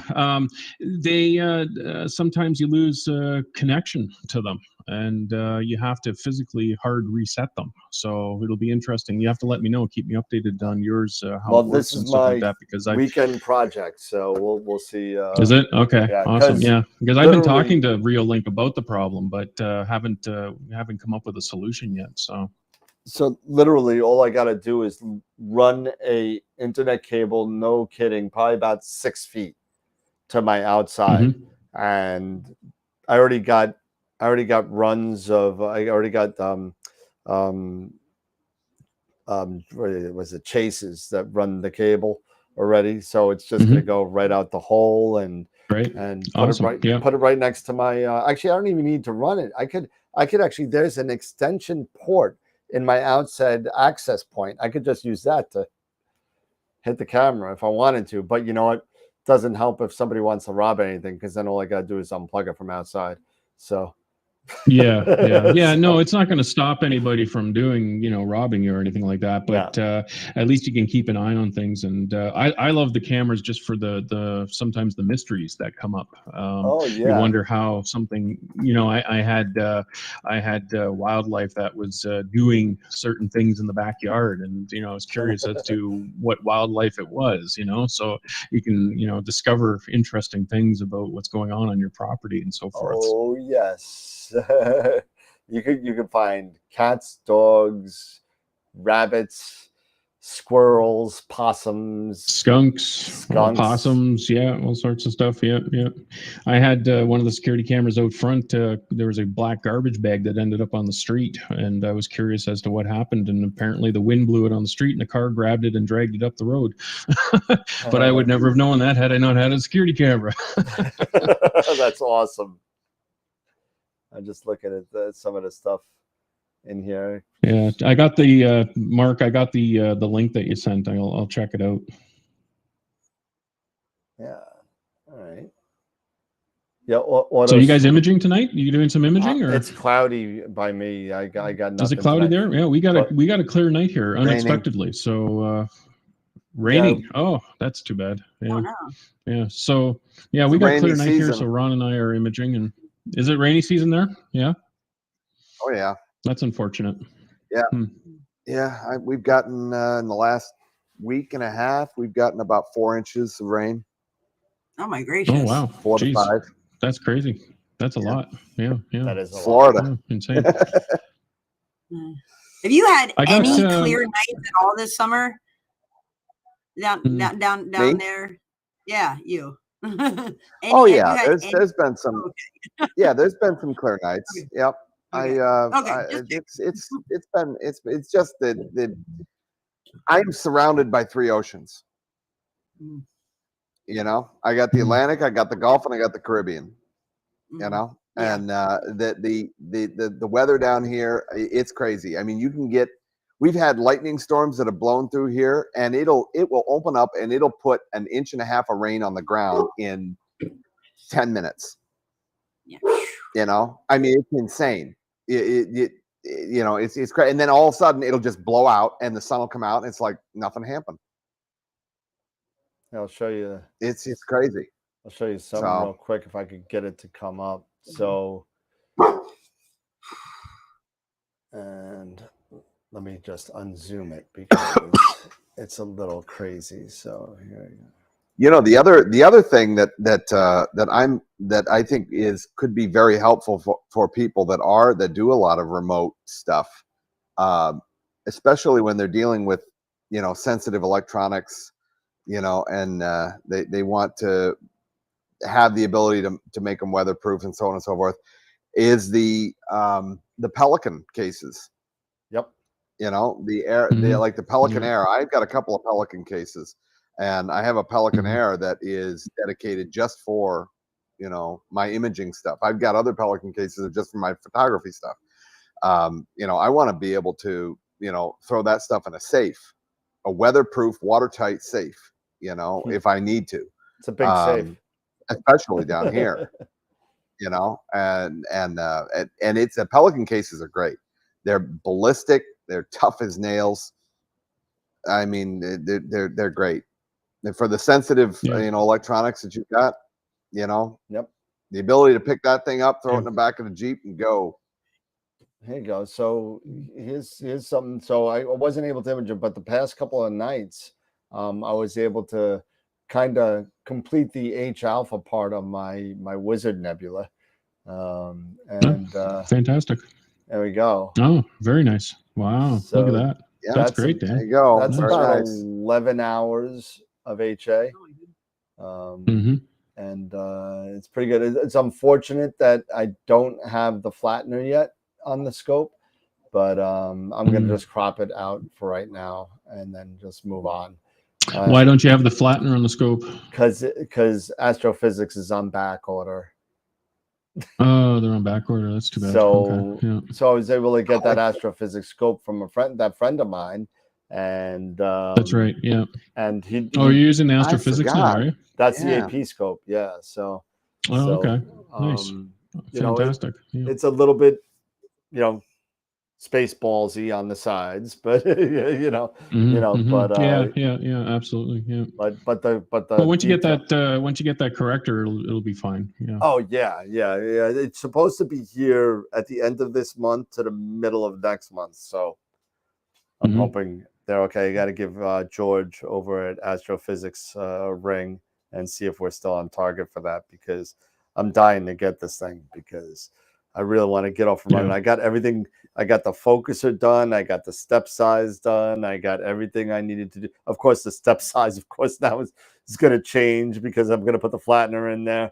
But I'll be close. I'll be close. You know, but other than that, it shouldn't be a problem. So we'll see. We'll see. That's great. Yeah. I've been having a great time doing imaging with the Newtonian that I got, the Astrograph. It's been 10 years since I imaged with a Newtonian, a reflector setup, and I'm actually getting some really amazing results with it. I'm really impressed. Now I got the Starzona Nexus reducer on it, so it's F3. It brings it down to F3. So it's it is a light collecting beast. 8 inches, and that it works really well. Which one is this, Sean? It's Starfield Optics. So they're a Canadian company that is producing telescopes. They have refractors and they have astrographs, reflectors, and they have other accessories too. Guide scopes and 2 heaters and different things like that. But I've got the 8-inch version, and its native is f4, and I got the Starzona Nexus reducer. Steve down there at Starzona, he was nice enough to send me one. I asked him. I told him what I was doing, and that I wanted to try it out and test it. And he said no problem. He sent one up to me, and makes it F3, and it's been working really fabulous. In fact, the results that I'm getting with this setup, which is really interesting because it costs a lot less than refractors out there that I've used. I've used some pretty expensive refractors, and I'm actually getting better results than I with this setup than I did previous with these expensive refractors. So it's an interesting setup, something that I think is overlooked a lot.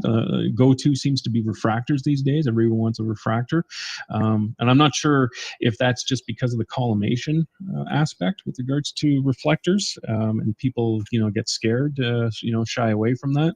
But it's really proving itself to be quite good, and it's competing very much. So I think anyways, just with the images that I've been pulling off, it's competing with more expensive refractors, and it's not a really fancy setup at all. So something for people to consider.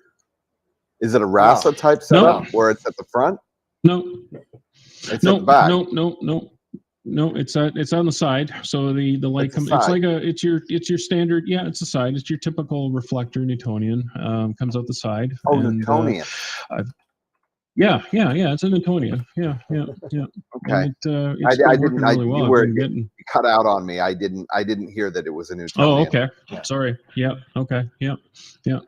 No, it's a Newtonian, so that it comes out the side, and I've got the camera and the filter wheel attached, and it hangs on like underneath, kind of thing. And I'm using the 268M, the QHY 268M, which I really love. And I've been using it's a great camera. Really, it's been working really fabulous.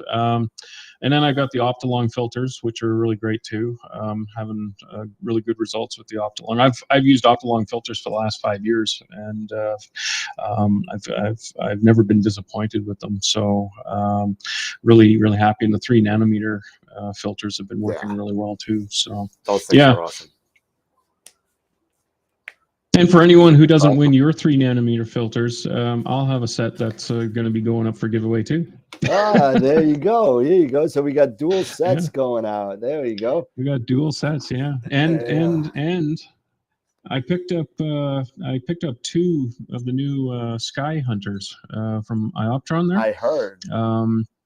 Yeah, so I'm going to be using one for a mobile setup for myself, and the other one's going to be going for giveaway. I'm going to Nice. be giving it away on the channel at some point. So That's going to be something awesome. That, I'm going to sign up for yeah, that one. yeah. I mean, yeah. Well, that's probably the next to the 3 nanometer filters. That's a nice little package. Absolutely. In terms of cost and whatnot. So yeah, You already got questions in the chat about the L Ultimate. Oh no, not the L Ultimate. This is information that's going to be waited for a future date, everybody, I think. Mm-hmm. Yep. So yeah. I need to do more testing with the L Ultimate to really get a firm grasp on its capabilities. I think it's great for cutting out light pollution. I think it's great. It's showing good results with its signal to noise aspects, picking up that signal, that H alpha and the O3 in that.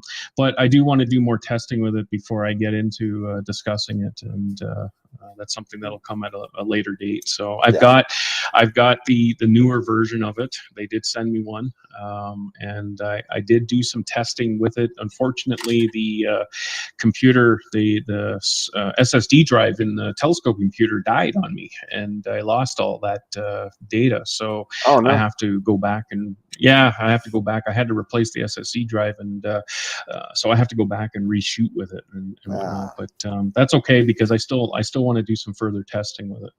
All right, cool. Let's see. Dave Schaefer had a question. So the chip is the same in the QHY and ZWO. It's got both have the Sony IMX571. So what makes the difference between the cameras?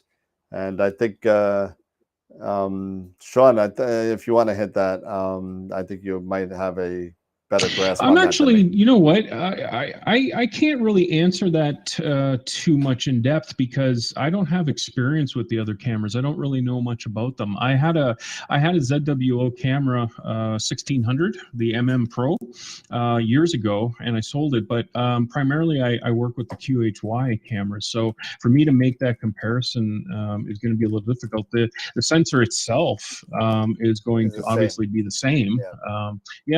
But you could have minor differences with regards to its how the company has put the camera together, and the software that they use, the firmware that they use, and whatnot, how that's going to all produce your final image.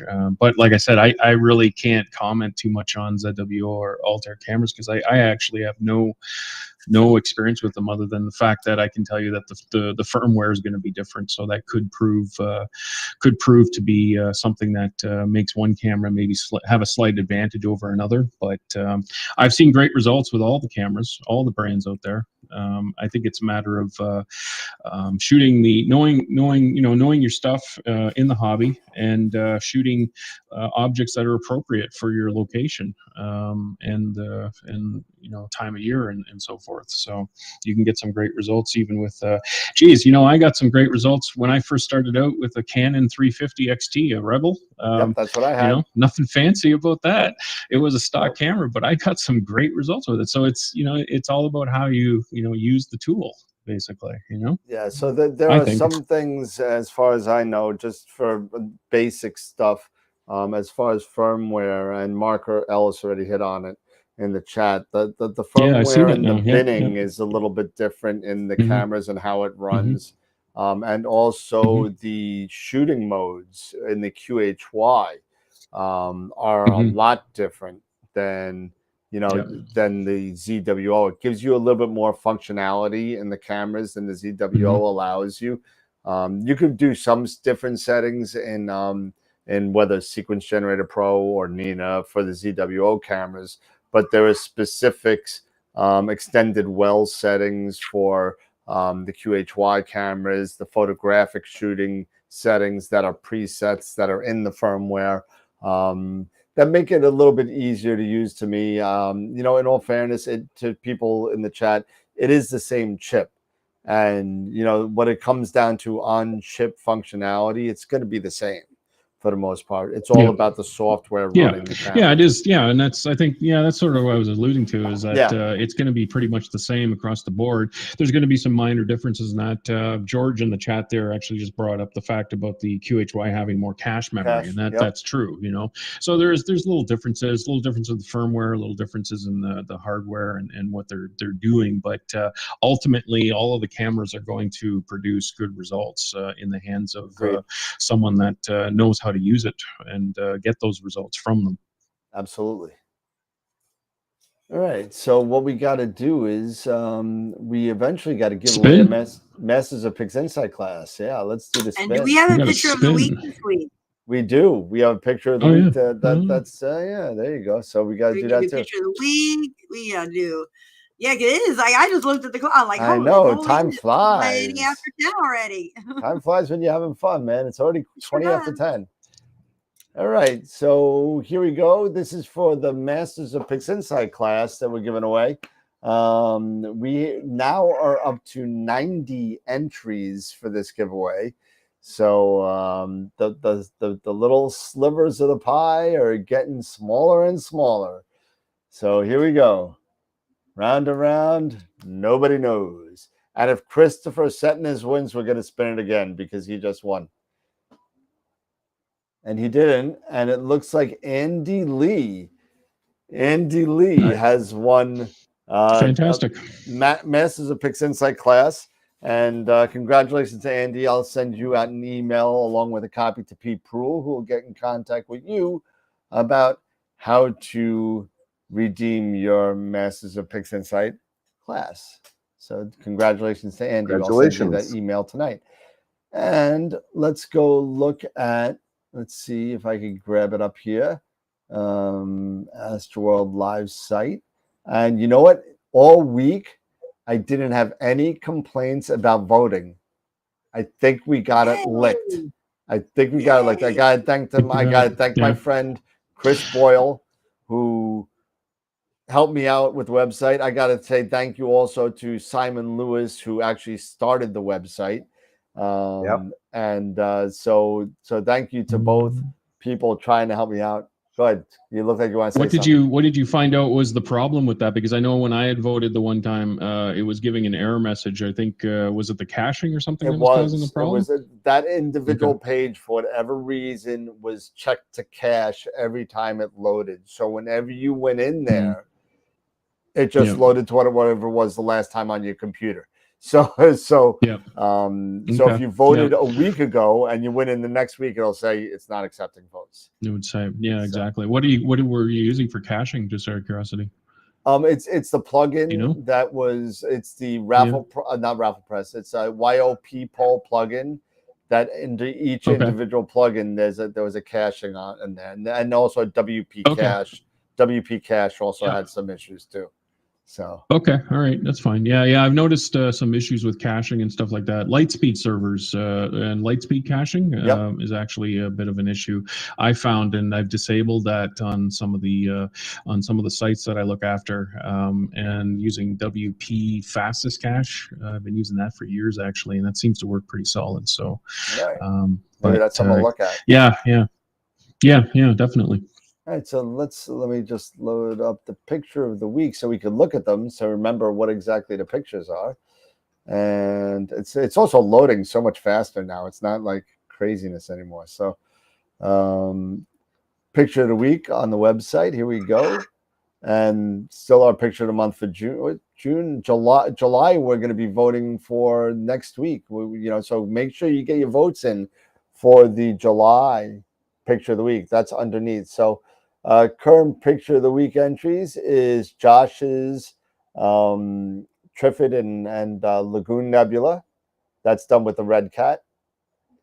Then we got Lobster Claw. I believe that's Mark Ellis, I think. Phoenix Astro, Mark Ellis, yep. And then we got Fleming's Triangular Wisp. That's by Christopher Setnes. And the Thor's helmet. Another one by Mark Ellis. Wow. Nice. They're like awesome. Nice. Yeah, those are great Everyone. images. I'm really jealous about M8 and M20 because I can't image M8 or M20 from my backyard, unfortunately, due to a forest that exists and the trees blocking it. So yeah, the only way I can get at it is to do you? Yeah. It I don't know. I love the location and I love the house and that, but if I could change, one thing, it would be to cut down all the trees that are in the south. There you go. All right, so here we go. So we only got 10 votes. We went from 50 and 48 to 10. So people must have been on vacation or something because I think they just had a hard time picking between them because they were all phenomenal. So I'm just going to throw that out there. Okay, fair enough. If I had to vote, I'd probably be like, I don't know where to throw my vote. They're really, really, really good. So, okay. Yeah. So this isn't going to be even a surprise for me because I haven't even looked at it all week because I've been working like mad. So let's take a look and see. And here we go. And it is a tie. Tie. Yeah. 3 votes for Josh and 3 votes for the lobster claws. So you got the lagoon and the lobster claw. So now Eric has already, Mark already has a picture of the month. So the picture of the week will still be a winner. Unfortunately, Mark, I'm sorry. You could only have one picture of the month. Josh does not have a picture of the month yet, I don't think. So we will, we will put them both up as winners of picture of the week, but Josh will be the only one that's eligible for the picture of the month for August. So as far as that's a true statement, I got to look at the other pictures and see, but I don't think he has one yet. But if he does not have one, then the only one that's eligible for the picture of the week would be Christopher Setnes will be the default winner for that because the other picture was also by Mark Ellis. So nice job to everybody. I mean, really great pictures. Don't get those pictures in, and don't forget, coming up probably in, September, October, we'll do it for the Halloween. We said we were doing it. So for the Halloween, we start putting in your images, your submissions for the most creatively messed up astrophoto contest that is going to be going on, and we're going to do that the Friday. If it's the Friday before Halloween, we'll do. Yeah, the scary astrophotography. Yeah, so it's the most creatively messed up astro pic, and you could do anything you want to it. Now, I'm not just talking about, I screwed up my deconvolution, so I'm going to send that in because it looks all squirrely. No, I want something that's really that's not original to me. I do that every time I image. I screw up deconvolution. So you know what? I want something that's really weird and out there. You know what I mean? So I saw, and I've got to say, just because it was in my mind, I saw somebody posted on social media in the past couple of days. They had done a mosaic, I believe it was of the moon, and it was, it failed. But I saw it, I'm like, that's kind of actually cool, like very, very Warhol of them. But very Warhol. I mean, that was like the first thing that came to my mind. But they posted, they're like, yeah, this is my failed first attempt at a mosaic. So I'm thinking that's kind of what you have in mind. Am I right? Yeah, something kind of crazy. Yeah. So I'm just looking through the list, and the last up to May, and then oh wow. Yeah, no, that's right, June. So yeah, so it looks like that Josh Kovac will be in the running with that Lagoon and Trifid Nebula because he does not have a picture of the month yet. So that's fantastic. Yeah, no, that's a great image. Really nice. Yep. Nicely done. Yeah, absolutely. I can't wait to do this. Go ahead. Sorry. What? No, go ahead. No, I can't wait to get this calendar. I'm starting to put the calendar together because we have now 7 pictures of the month, or we will have 7 by the end of this month. Great. And so I'm starting to put the calendar together, and it's gonna be pretty cool. That's fantastic. Yeah. No, I was just gonna say, Scott C there in the chat, he was asking me if I do collimation lessons for the Starfield telescope, if he brings the beer, and the answer is yeah. I mean, you bring beer, and must there's no bring charge. beer. It must bring the beer. Must bring beer. What was that? I don't know how good the collimation will be, but maybe we should do the collimation before we drink the beer. That's probably a good idea. I could start quoting a strange brew for you. Hey, we did this collimation in 3B. Yeah. 3 beers and it looks good. 3 beers, yeah. Take off, you boy, here hoser. we go. Take off, hey, you hoser. That's the stuff. Act. I love that movie. That movie's great. And the that's a watching good viewer one. plummets. Oh. Uh-oh. No, the best was the Great White North and the Takeoff song with Geddy Lee. I mean, that was like tops. Mm-hmm. That was like the best. You can't beat that. But anyway, we're coming up on like 10:30. We've been on for like 2.5 hours. 10:30. Yeah. Yeah. So, whenever you come on, Sean, it always goes along. Nah, it all goes it's long. all I know. I'm fun. trying to beat my last record. Oh, I think it's 3:17. So you're a little short of that. 3:17. Yeah, So a little short. That was a great show, man. That 3 hours went by just like that. It just went quick, and we just. I mean, I'm sure tonight would go long. We would just stay on, but you know what? I got to get up really, really early tomorrow. Unfortunately, I got to get the car taken care of tomorrow, and then an MRI next Saturday. So that's not a lot of fun. Oh, joy! Yeah, well, at least it's the elbow. It's that whole. It's, believe it or not, I can't even make this up. This is a telescopic injury. I injured my tendons. What did you? And my ligaments in my elbow because of the telescope. And this is what happened. What did you do? I'll tell the story. Here we go. Okay. All right. For those of you that know me, I'm not that smart. I may act smart, but I'm not I'm a little dumb. So I was working with my EQ8R. That's funny. Sorry, I gotta laugh at that because that sounds like me. I just fake it. but I'm sitting there, and I decided to go side by side with my EQ8R. So I have it all set up. It's weighted perfectly. I have my 127 on one side. And on the other side, I have my 80 Esprit with my Eagle and my guide scope and everything on the other side to kind of balance things out. And it balances. I did the pencil trick. I did the pencil, you stick your pencil underneath the dovetail and try, and you move things back and forth and get whatever. You get it close. So I did that. So what do? I'm done with my imaging. Everything is great. So I start taking off the Esprit. So I take off the Esprit and I'm holding it in my left arm, and out of the corner of my eye, the 127 starts to fall, and it's going to smack into the pier.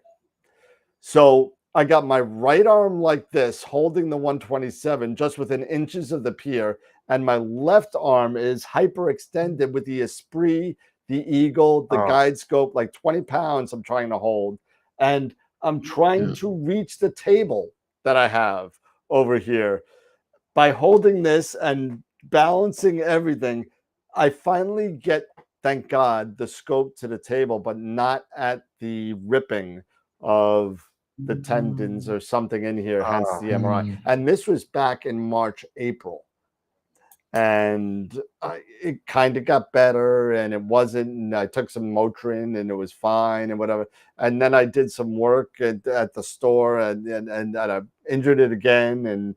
And now, every once in a while, if I like, I can't turn that hand. I can't turn the doorknob. So it just hurts. But yeah, you're 127, Dave, but it's fine. Don't worry about it. It didn't hit the pier. Don't worry. I wouldn't have sold it. And even if it did hit the pier, I put the stock focuser back on it, so it doesn't matter. but Your 127 is fine. Don't worry. I didn't sell you any damaged goods, Dave. I would never do that. But No. But hey, you know, everything was safe, but that's what happened, and that's my story, and I'm sticking to it. It's quite the story. Never heard of anyone being injured in the hobby like that. That's for sure. Oh, there you go. Way to go, Dan. Getting you old. got the distinction. We got to old. get you an award. Getting old. The most honest astrophotographer award. Yeah, no doubt. Yeah. Well, that's why I got the pole master for my setup, is because I was getting too old to, get down on the ground and look through the polar scope on the mount. So that stuff's for the birds. I gave up on that. Yeah. I gave up on that a long time. I couldn't. Dude, I was okay getting down, but getting up, I had it on the cell phone, call my wife, hey, can you come out here and help? The best is when you sit there and you spend 15, 20 minutes sticking your head under there and try and get the polar scope ready to go. And then you go and lurch yourself up by putting your arm on the tripod, and then you got to do it all over again. Yeah. That reminds me of a story when I would travel out to a dark site. This goes back a decade ago, but I went out to a dark site, set everything up. Everything was polar aligned with the telescope and really great. And there was this lady that was new to the club I was in at the time, the astronomy club, and she came over and she's like all impressed with my setup and that, and she grabbed the tripod legs and shook it and said, "Boy, that's really sturdy." Awesome. Look at this thing. Really? Look at this thing. Look how sturdy this is. She was shaking it. And I'm like, no, don't do that. So I had to repeat everything. Oh, that's horrible. That's horrible. My buddy Dave said I was already the most honest astrophotographer in my Cherry Springs rants. No. I was dead. I'll never live that one down. But I had my setup, Sean, in Webster. When I was up in New York, I had taken the big rig out to Webster Park, and I was attempting to do some imaging, and but I was also timing to see how quickly I could get it set up. And Dan still to this day doesn't believe me. But yeah, I did get it up and ready to go in 20 minutes out of the car. Huh? Yeah, I did. But there was a family that walked up on me, and if you watch the intro to some of the videos that I have, especially the newer ones, and it has the pictures of that rig, and that was at night in Webster Park. It was this family that walked up on it, and they had like 4 kids under the age of like 6, 7 years old. And they were all like right up on the scope, and and this and that, and mom and dad came over, and they were all in this and that, and dad looked at me and he said, is it okay if they say, oh yeah, they're not going to hurt it, there's no way. I mean, there's no way. I mean, they're little kids. But then that's how much was that thing? And I told him, and you should have seen Dad corral those kids. Don't touch. Don't touch. Don't touch. Step away from the telescope. Oh man, he couldn't have corralled them faster if he had a lasso. Oh my God. Yep. Dave Barnett said he had a little girl run into and take the scope out of Custer Institute. Just ran in and took the scope and left. Oh my! Oh, that's lovely. A little one. I'm sure. They have some big scopes over there, but anyway, it's been a great show, everybody. I think it's time for me to hit the hay, and maybe I've been on this diet for about 9 days. I haven't had a drink in about 11 days. I'm I'm starting to get twitchy. And Is that why your eye's been doing funny things through the show? What? You seem a little more irritable. I don't know why. That has nothing to do with the show. That's personal life crashing down, but you know, but hey, we'll call you Grumpy Dan. Oh, you know, it's funny you say that because Tyler Bowman called me up because I know, I saw it. That's like, where he's like, I'm getting "Hi, it from. Grumpy." I'm like, "Shut up, man." Yeah. You're like, I was like, you know, there's a reason why my ex-girlfriends are exes, and one of them is blowing up my phone. You know, so yeah. But it's you know, we love Tyler.